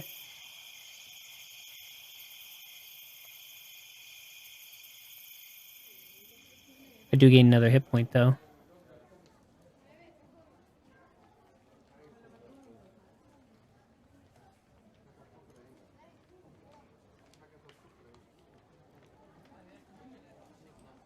So the city's banners fluttering from the battlements in the fresh morning breeze.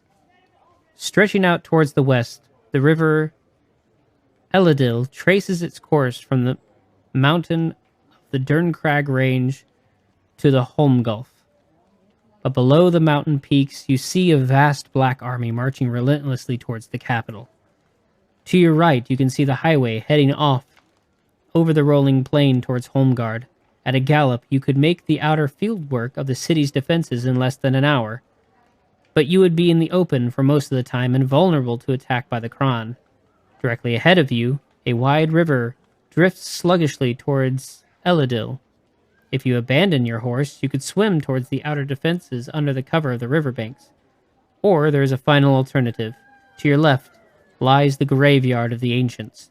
These tombs are crumbling monuments to a forgotten age, and would conceal your approach, but it is a forbidden area. Many are the unnamed horrors that lie there in restless sleep, waiting to consume the unwary trespasser. If you would try your luck by the highway, turn to 202. If you feel you stand a better chance of reaching the capital via the river, turn to 135. Or if you are brave enough to risk the unknown perils of the graveyard of the ancients, turn to 329. You know what?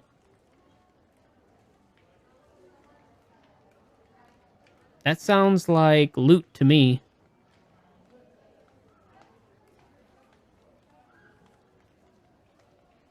I'm thinking Graveyard of the Ancients.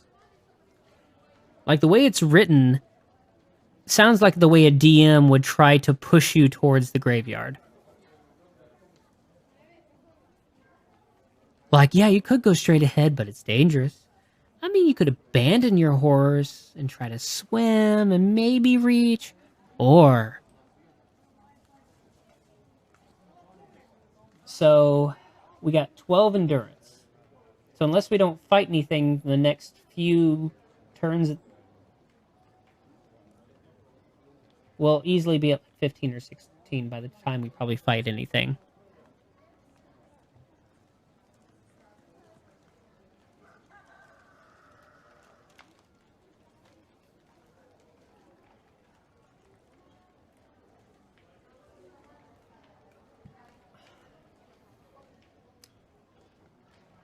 Dead.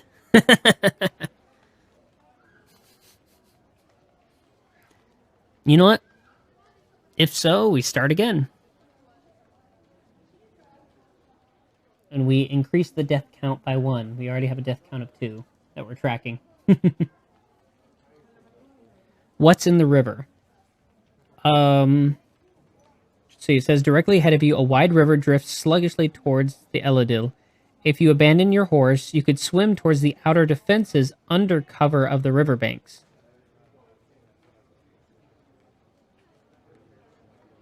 So basically what you're doing is you're hoping that the banks of the river would conceal you from the army seeing you.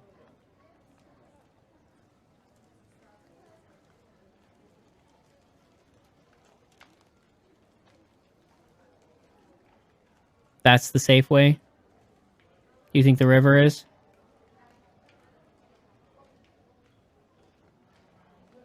I don't know. What are you thinking? You thinking making a beeline?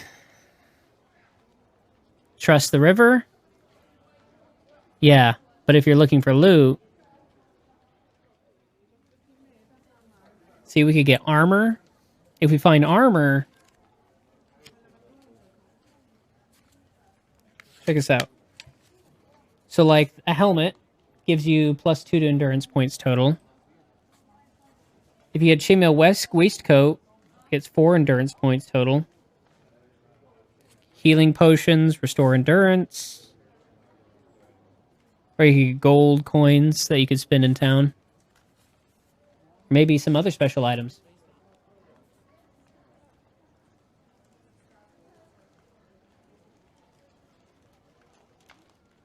I don't know. Are we looking to try and finish?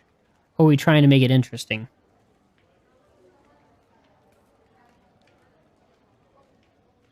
What do you think? And you'll have to fight a banshee. Maybe. And we've already fought one undead.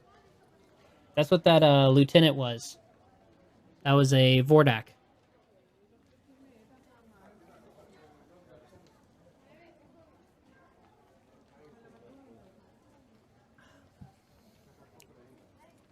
That was I think they have a picture of what Vordaks look like.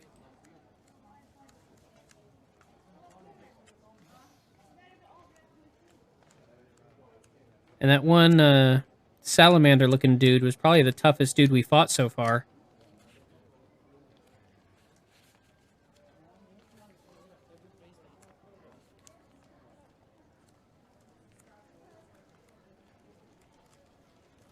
See, that was the dude that we fought. I was just trying to see if we can find a better shot of him. A Draugr? I mean, I don't know what the equivalency would be, but this game has its own lore and creatures and names and whatnot. There you go. Oh, this is a Drakkar. That's different. So we fought...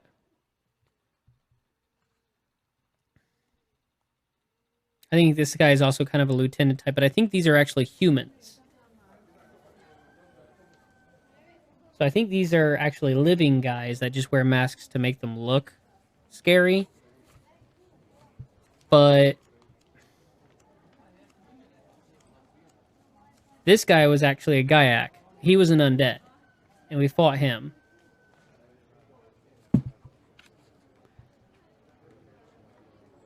Oh yeah, that's just because they're all unique creatures to this world. Because I fought him, I fought...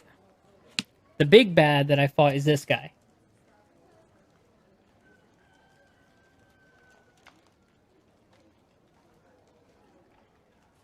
And that was the prince below him right there.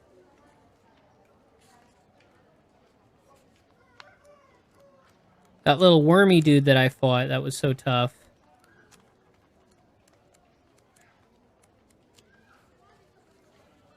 only because it was immune to mind whatever. Yeah, burrow crawler. But he was nothing compared to that other thing we fought.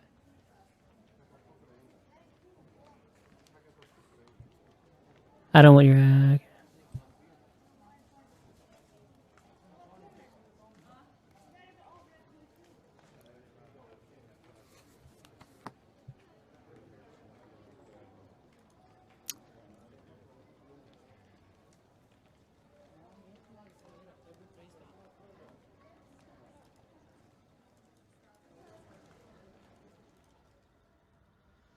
There we go.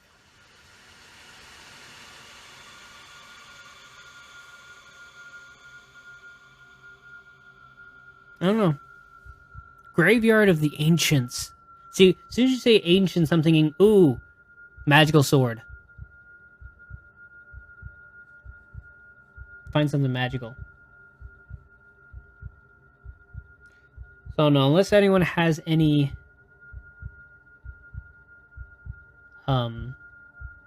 problem. How do you know it's a sword? Oh no, I mean it could be a axe. Let's see, what are the different weapons? Sword's always the most generic thing. Dagger, spear, mace, short sword, warhammer, sword, axe, quarterstaff, and broadsword. Maybe it's just a rock tied to sticks. They were ancient.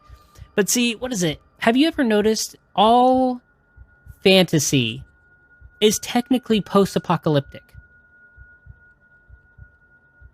The ancients always had something way fancier than we have today. So the idea is that society is technically degraded, and then we're trying to recapture it. I mean, that's technically happened with Lord of the Rings, Dragonlance, Forgotten Realms,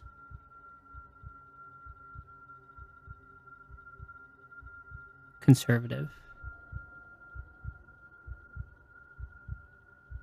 Oh, you mean the idea that everything was better in the past? But it was usually some sort of hubris, or the things that made it better also led to its downfall. That's the balance there.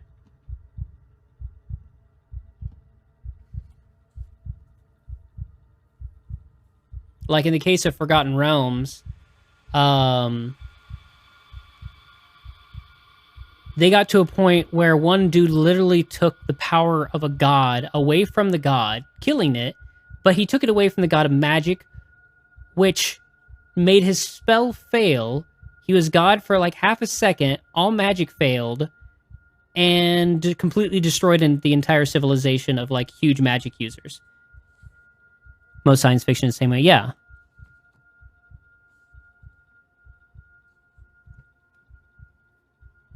In Dragonlance, you reached the Age of Might, and the guy who is basically the equivalency of the Pope commands the gods themselves to do something about evil.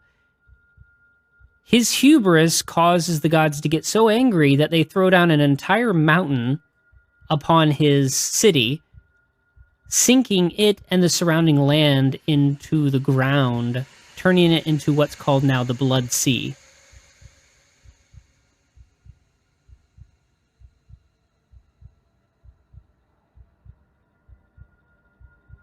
So,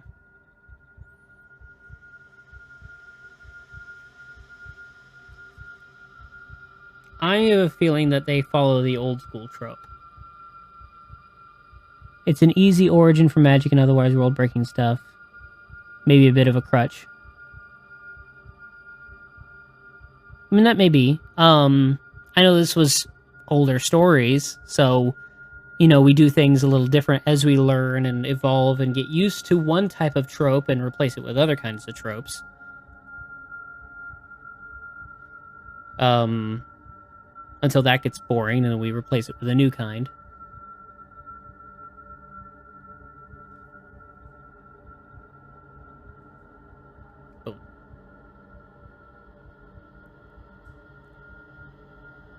Yeah. Because it always sounds cool. Like the idea of, like, for example, the idea of Atlantis sounds awesome. Like there's stuff out there that would be that awesome. It just needs to be found again. We've done it before, so that means we can do it again. The idea being, okay, now we've learned from our mistakes. We can move forward in a more, so we have a more liberated view of the future, but with,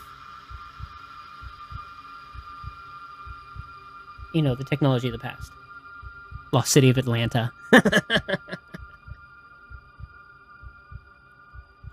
Oh, my Atlanta.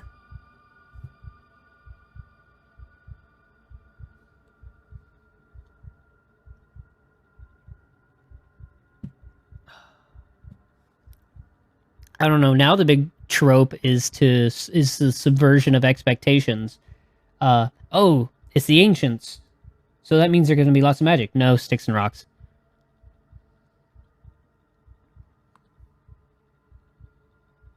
I'm guilty of it in my own writing. Yeah. Honestly, taking the tools that work from the past and expounding upon them, while a crutch, it sometimes limiting your options makes you less likely to freeze in what you should be doing. Like when you have a book and it's blank and you have 26 letters combined in any multitudes of ways to create a story, it can be overwhelming. You get choice paralysis. But when you limit yourself to a confined idea, then suddenly your brain can actually start making decisions and making choices without going, but what if?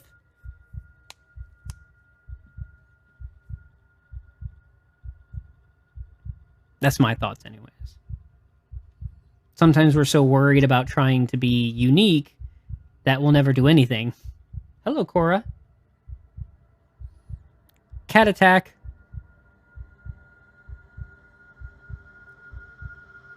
Very versatile storytelling device. Yep. I mean, they're all just tools at the end of the day.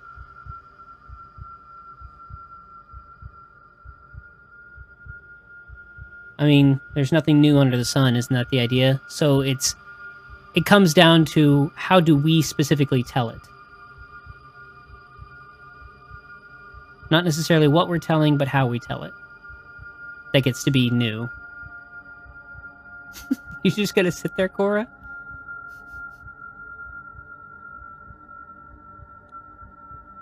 How you doing, Meme?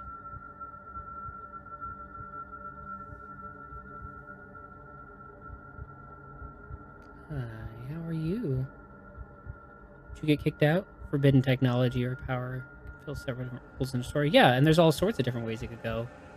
It could be good or it could be bad. Or neutral. Depends on who has it in their hands. I thought you kicked her out. She's bored? Wanted to roam because it's nighttime? Can be what is sought or what drives the story. Or trying to run away from it.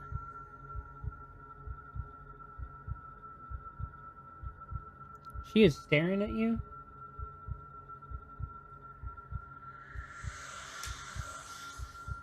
Slow Fidelity's here. Hi, Asa. Oh, now you She says hi. text me. So it says hi, Didi. Didi, get out of my laboratory!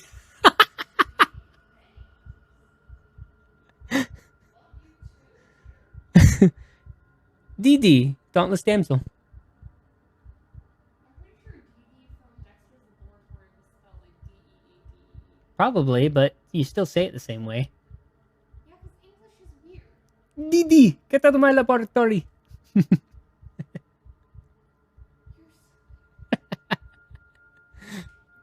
weird too. There's cat naps, and then there's the cat that sleeps all day. Mm-hmm. Like, now you're old. You gotta move. Okay. So it's 9:30. I was thinking more like double D. Oh. Oh, it's a Duck Dodgers reference. Yeah, that's not where my brain was going. I'm down with Dexter too. Mike, and he's completely blocked. He's got his butt. It's a good thing he's so black. This is way more funny than I thought it was gonna be. I think it looks funnier in your shot of the camera than it is in this actual shot. Mike, come on. There you go. Good boy. Oh, he's mad at me. I hate this ankle.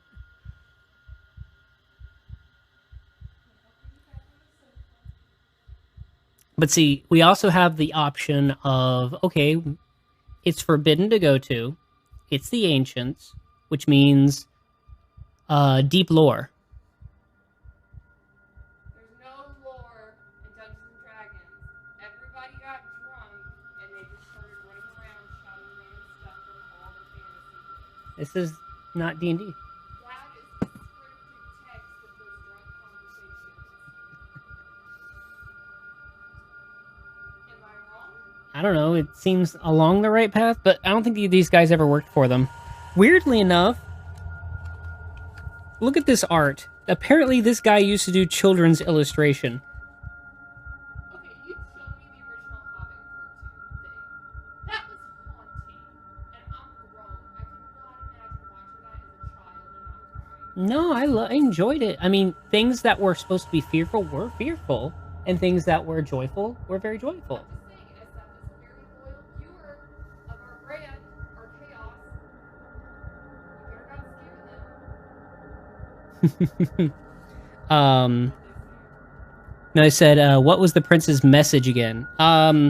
He was just saying that we gotta tell his father that they are overwhelmed and cannot win, and we have to search for what was lost in Durinur.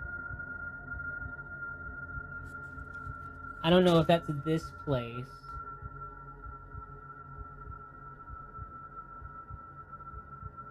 No, yeah, Durinur. See, off to the east there's a whole land called Durinur. So that's probably going to be Book 2.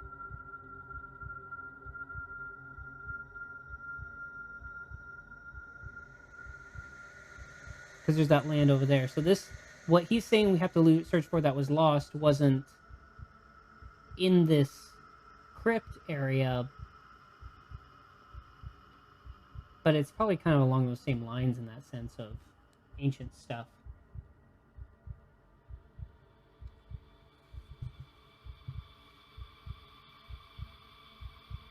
So I have a feeling that Book 2 will take us to Durinur to search for the ancient stuff. But I gotta say, I am interested in the deep lore, so I'm thinking graveyard.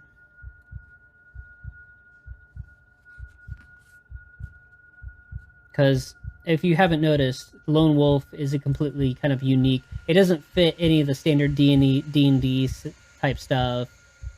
It has its own kind of world setting and lore, kind of like how Pillars of Eternity did. That's why I actually really enjoyed that video game, because it's the same people who did Baldur's Gate 1 and 2, you know, Obsidian, and so obviously they did the original Fallout 2, I think.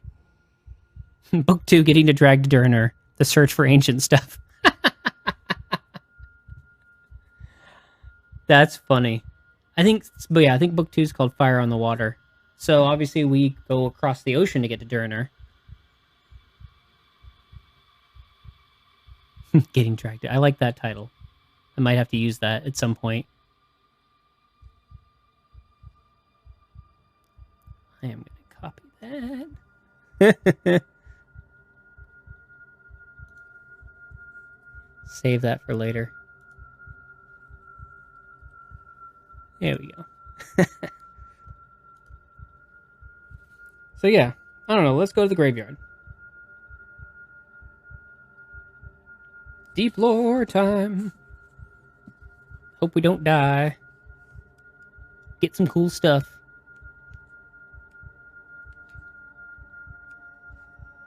$3.29.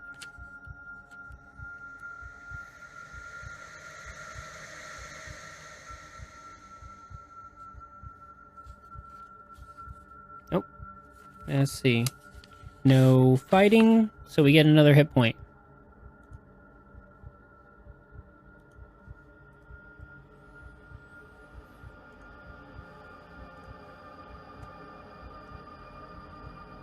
So the character is persistent from book to book. Yes, it is. You get to even take your equipment from book to book. In fact, if you finish this book, we get to add a Kai discipline. So on the top of the page here, where the Sixth Sense, Mind Over Matter, Heal, all that stuff, we get to add another one. So we go up in the ranks from Initiate to whatever's next.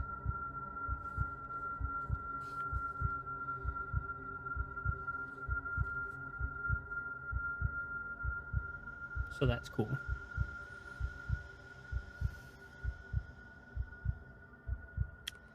Let's see.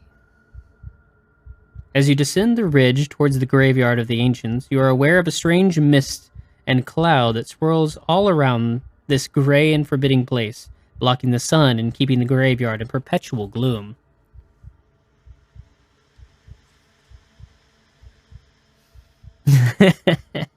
A creeping chill seems to penetrate your very bones. Your horse becomes startled, and no matter how you urge him on, he refuses to go any nearer to this dreadful place.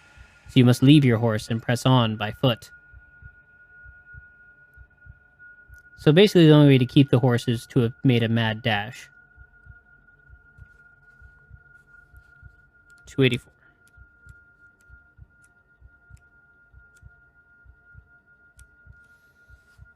Oh. Illustration 16. So here's the graveyard.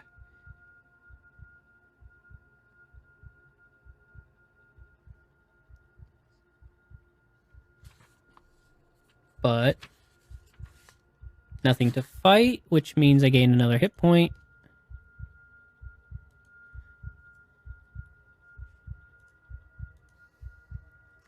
Drag the hell alive, right?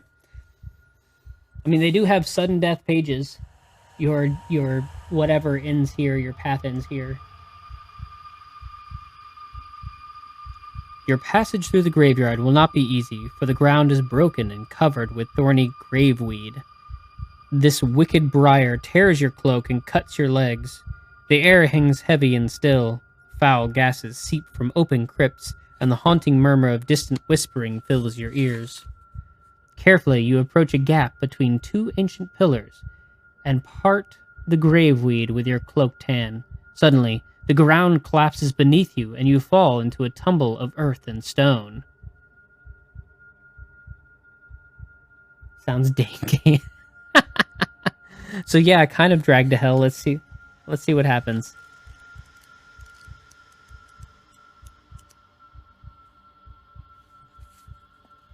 Oh, get another hit point.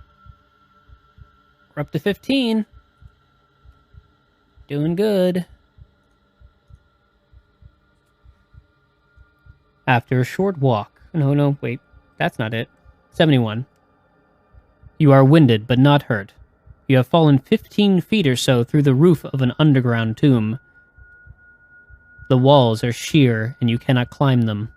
An arched tunnel leads out of the tomb towards the east, in front of which lies the sarcophagus of some ancient noble. If you wish to open the sarcophagus to see if it contains any treasures, turn to 242. If you wish to leave via tunnel, turn to 104. If you wish to use the Kai discipline of Sixth Sense, turn to 65. Well, we have that discipline. So, we probably should turn to there to see what it has to say.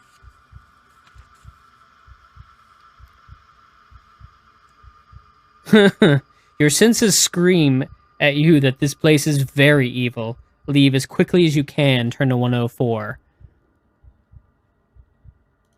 So we probably would have had to have fought something real bad. But we get an extra hit point.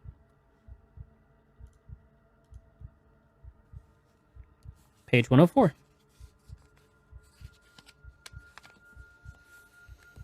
The walls are dank and slimy. The stale air chokes you, and cobwebs brush across your face. You can feel panic grip your stomach as the tunnel gets darker and darker. You reach a junction where the tunnel meets a corridor leading from north to south. If you wish to go north, turn to 26. If you wish to go south, turn to 100. So, question is, do we wish to go away from the capital or towards it? Because the capital is south of us. We've been traveling south this whole time. But the question is like the exit from this tunnel going to be north of us and then we have to backtrack? Yeah, our goal is to reach the capital. So the most obvious route would be south. But that's the question, isn't it?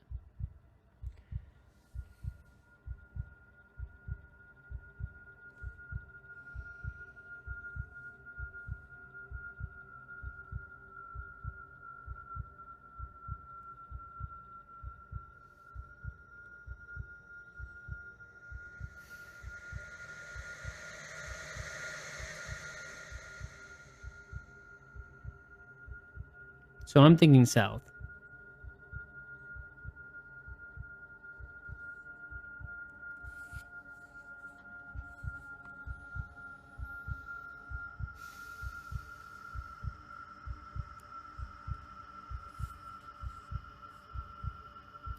The cold corridor suddenly makes an abrupt turning towards the east. You notice a greenish glow that lights the tunnel in the far distance. As you creep nearer, you can see that the corridor opens out into a larger chamber. The strange light seems to emanate from a large bowl resting upon the top of a granite throne. On a plinth in front of the stone throne stands a statue. It looks like a winged serpent, curved in the shape of an S. If you wish to sit on the throne, turn to 161.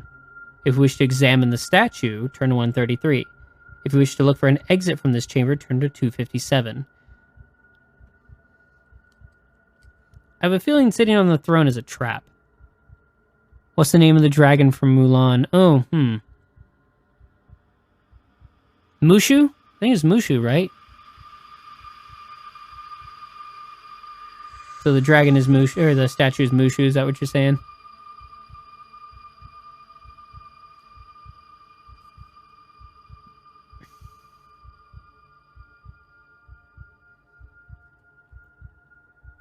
I'm thinking examine the statue because the sitting on the throne sounds like a death wish. Maybe sitting on the throne gets you a Mushu. But maybe we can sit onto it after we examine. I don't know.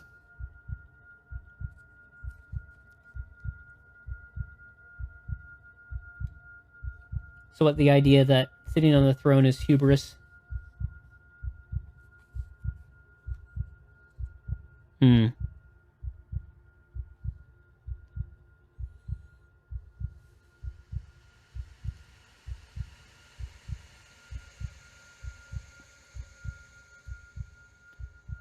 Another hit point.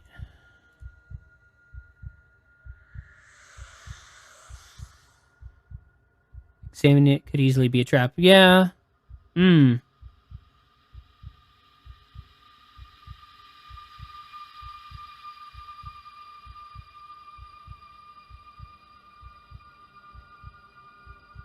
Okay, so the large bowl with the glowing green whatever is sitting above the throne. So what, like if you sit on the throne, maybe something glowing green pours on you?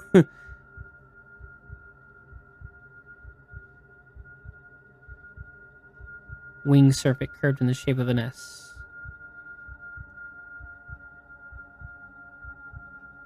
Serpents in this genre seem to be a little bit more evil.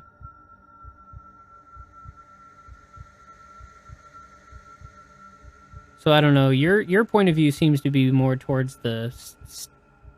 How do you know that's bad? Maybe it's just an ancient Nickelodeon. You know what? Fine, let's go sit on the throne. We are the champions, my dead friends.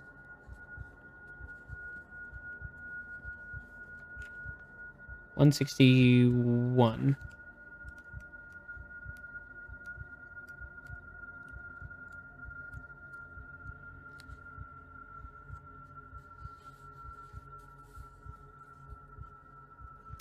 As you sit down, the stone serpent slowly moves forward on its plinth. You suddenly break out in a cold sweat and grasp your weapon with trembling fingers in case it should attack. A red forked tongue appears from the head of this strange statue and dips into the bowl of green light above your head. Slowly, the tongue reemerges holding a golden key, which, to your surprise, it drops into your lap.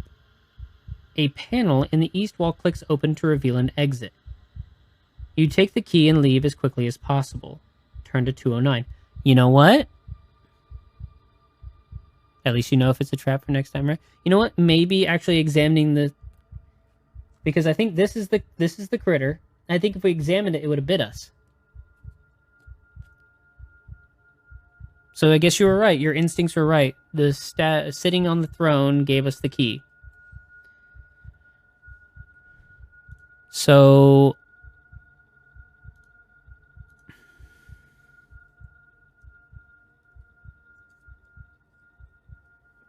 that goes in our backpack of items. Because they didn't say it was a special item. Maybe it bites whoever isn't in the chair. Yeah, that's possible. So 209. Wait, do I get an extra hit point? I'm almost fully healed already.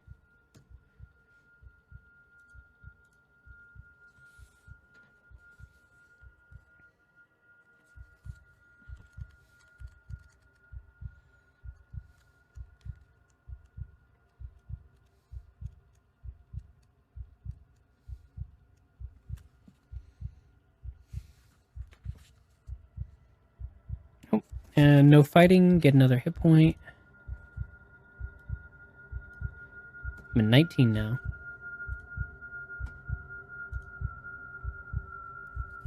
Alright. You see ahead a corridor sloping upwards. As you reach the top of this slope, a stone portal slides across to reveal another passage ahead. You step through the opening, which then quickly closes with a crunch. Do we just get trapped? Turn to page 23.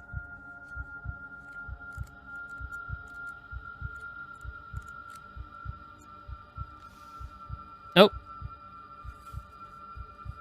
And it's this. So here, look, it's the lock for the key.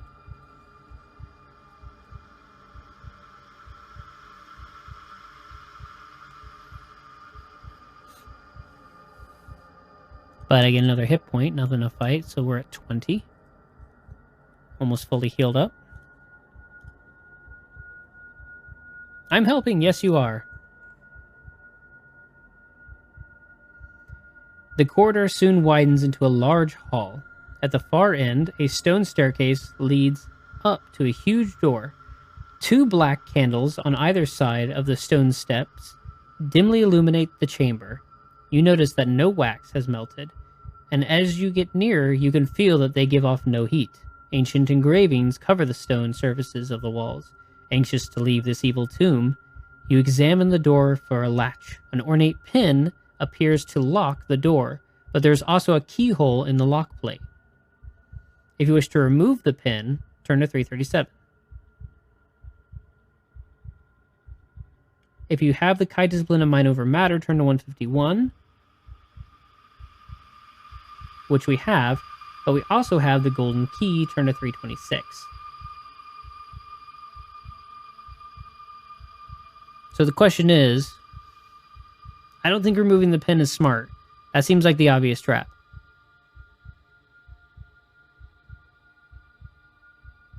But we could remove the trim with the pin with mind over matter. But we have the golden key.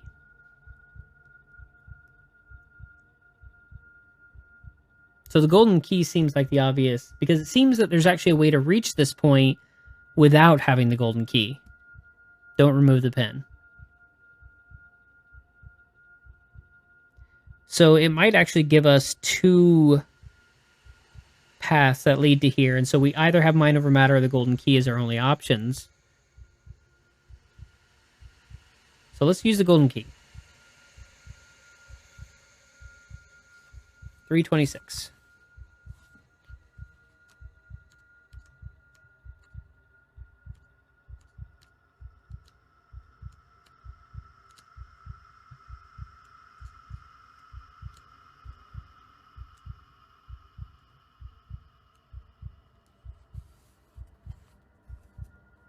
Get another hit point. I am back up to full.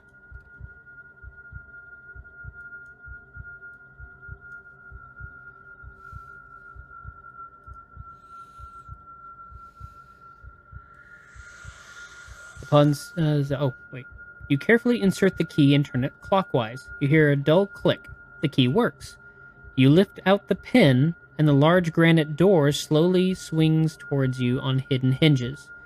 The gray half-light of the graveyard floods into the tomb. The exit is overgrown with graveweed, and you suffer many cuts to your face and arms as you fight your way through to the surface. Looking back, you see the tomb doors slowly close, and a cruel, inhuman laugh seems to rise out of the very ground on which you stand. In blind panic, you race through the eerie necropolis towards the south gate. Turn to 61. Interesting.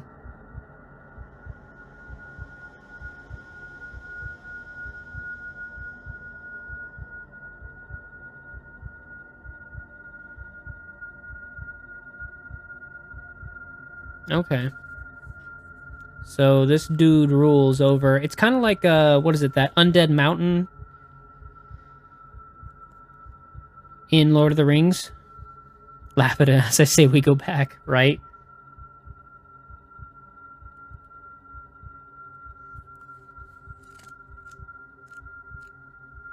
And the dead keep it. However that line went. The way is blocked. Or something like that. At last, you can reach the wooden fieldworks surrounding the outer city. As you race towards a sentry post, you can hear the excited shouts of the guards cheering you on. Thank the gods that they recognize you, for you must appear a ragged and suspicious figure. Your cloak is torn and hangs in tatters. Your face is scratched and blood-smeared, and the dust of the graveyard covers you from head to toe. Splashing through a shallow stream, you stagger towards the gate. The full horror of the graveyard encounter begins to catch up with you. The last thing you recall before exhaustion robs you of consciousness is falling into the outstretched arms of 2 soldiers who have run from the fieldworks to help you. Turn to 268.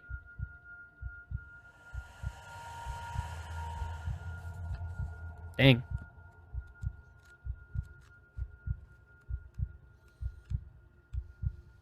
So we made it to the city.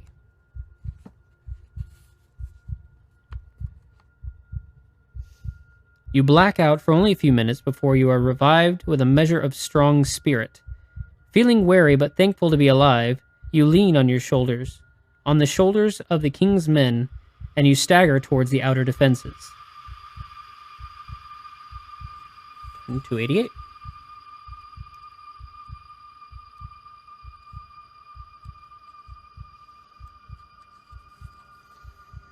As you reach the walls of the fieldworks, the large oak gate opens and you are quickly hurried inside.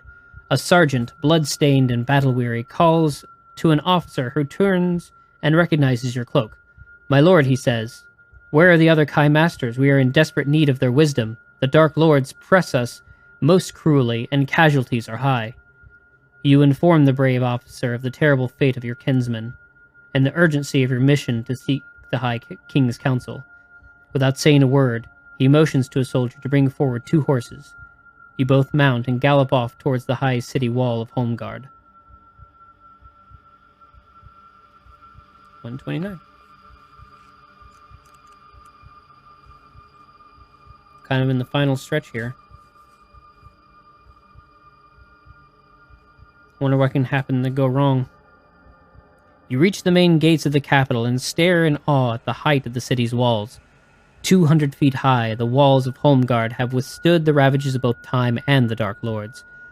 You and the officer race through the tunnel of the inner gatehouse, 100 yards in length, and finally halt outside the doorway of the main watchtower. Great crowds of soldiers and civilians are running to and fro. If you wish to continue to follow the officer, turn to 3. If you feel you stand a better chance making your way to the King's Citadel on your own, turn to 144. What? Random arrow. Right? It seems like the smart thing to follow him. He seems to be like he's going to take us straight. Well, you're full health. Stray ballista. Nice.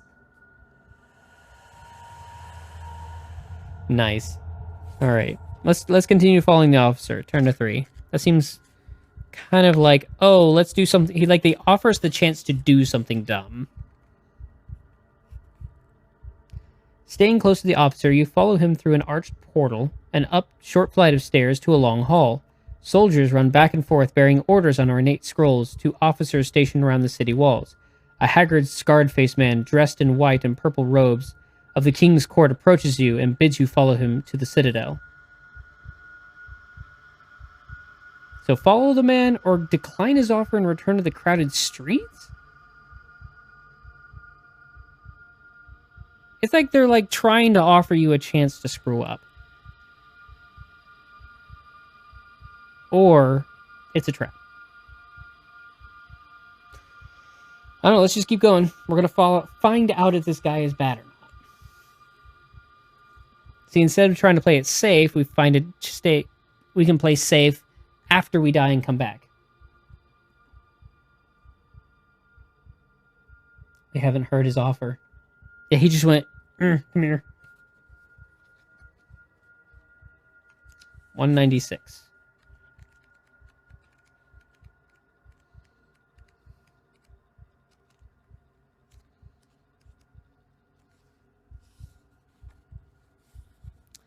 You follow the man into a small library off the main hall.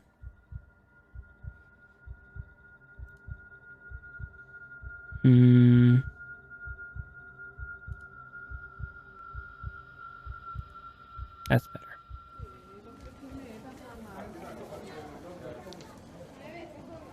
He pushes one of the many books on the shelves which line all 4 walls, and you hear a metallic click. One section of the bookcase slowly slides back to reveal a hidden passage. If you wish to follow the man into the passage, turn to 332. If you do not want to enter the dark corridor, leave the guild hall and return to the street, turn to 144. They're giving us a lot of chances to leave.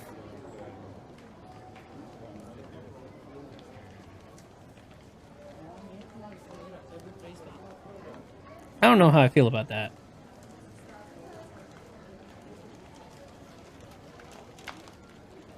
But let's just keep going.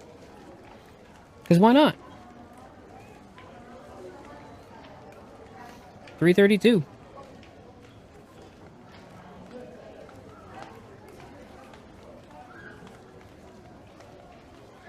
Secret door either leads to the king or to a torture chamber. Maybe both, right? Like, the question is because obviously there was a bad guy in the mages, right? There was a guy who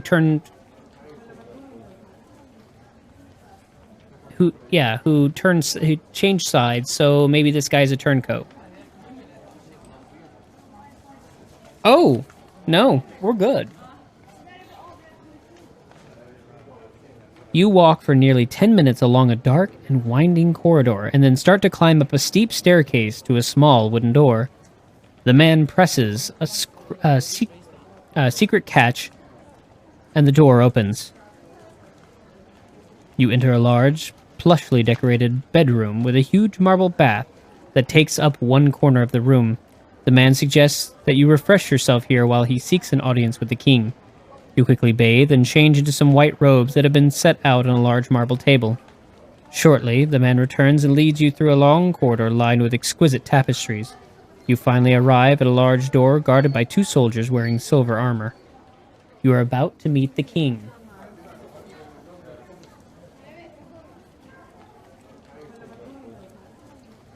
$3.50. Yeah. Ta-da. Dead. Nice. You enter the Chamber of State, a magnificent hall decorated lavishly in white and gold. The king and his closest advisors are studying a large map spread upon a table plinth. They love that word plinth, don't they? In the center of the chamber. Their faces are lined with worry and concentration. A silence fills the hall as you tell of the death of your kinsman and of your perilous journey to the Citadel. As you finish your story, the king approaches and takes your right hand in his. Lone Wolf, you have selfless courage, the quality of a true Kai Lord. Your journey here has been one of great peril, and although your news comes as a grievous blow, the spirit of your determination is like a beacon of hope to us in this dark hour. You have brought great honor to the memory of your masters, and for that we praise you. You receive the praise and heartfelt thanks of the entire hall, an honor that brings a certain redness to your young face. The king raises his hand and all voices cease. You have done all that Summerlin could have asked of a loyal son, but she is greatly in need of you still. The Dark Lords are powerful once more, and their ambition knows no bound. Our only hope lies within Durinor and the power that once defeated the Dark Lords an age ago. Lone Wolf, you are the last of the Kai. You have the skills. Will you journey to Durinor? Another plinth, yeah. And return with the Summer Sword, the Sword of the Sun? Only with that gift of the gods may we crush this evil and save our land. If you wish to accept the quest of the Summer Sword, begin your adventure with Book 2 of Lone Wolf Adventures, Fire on the Water.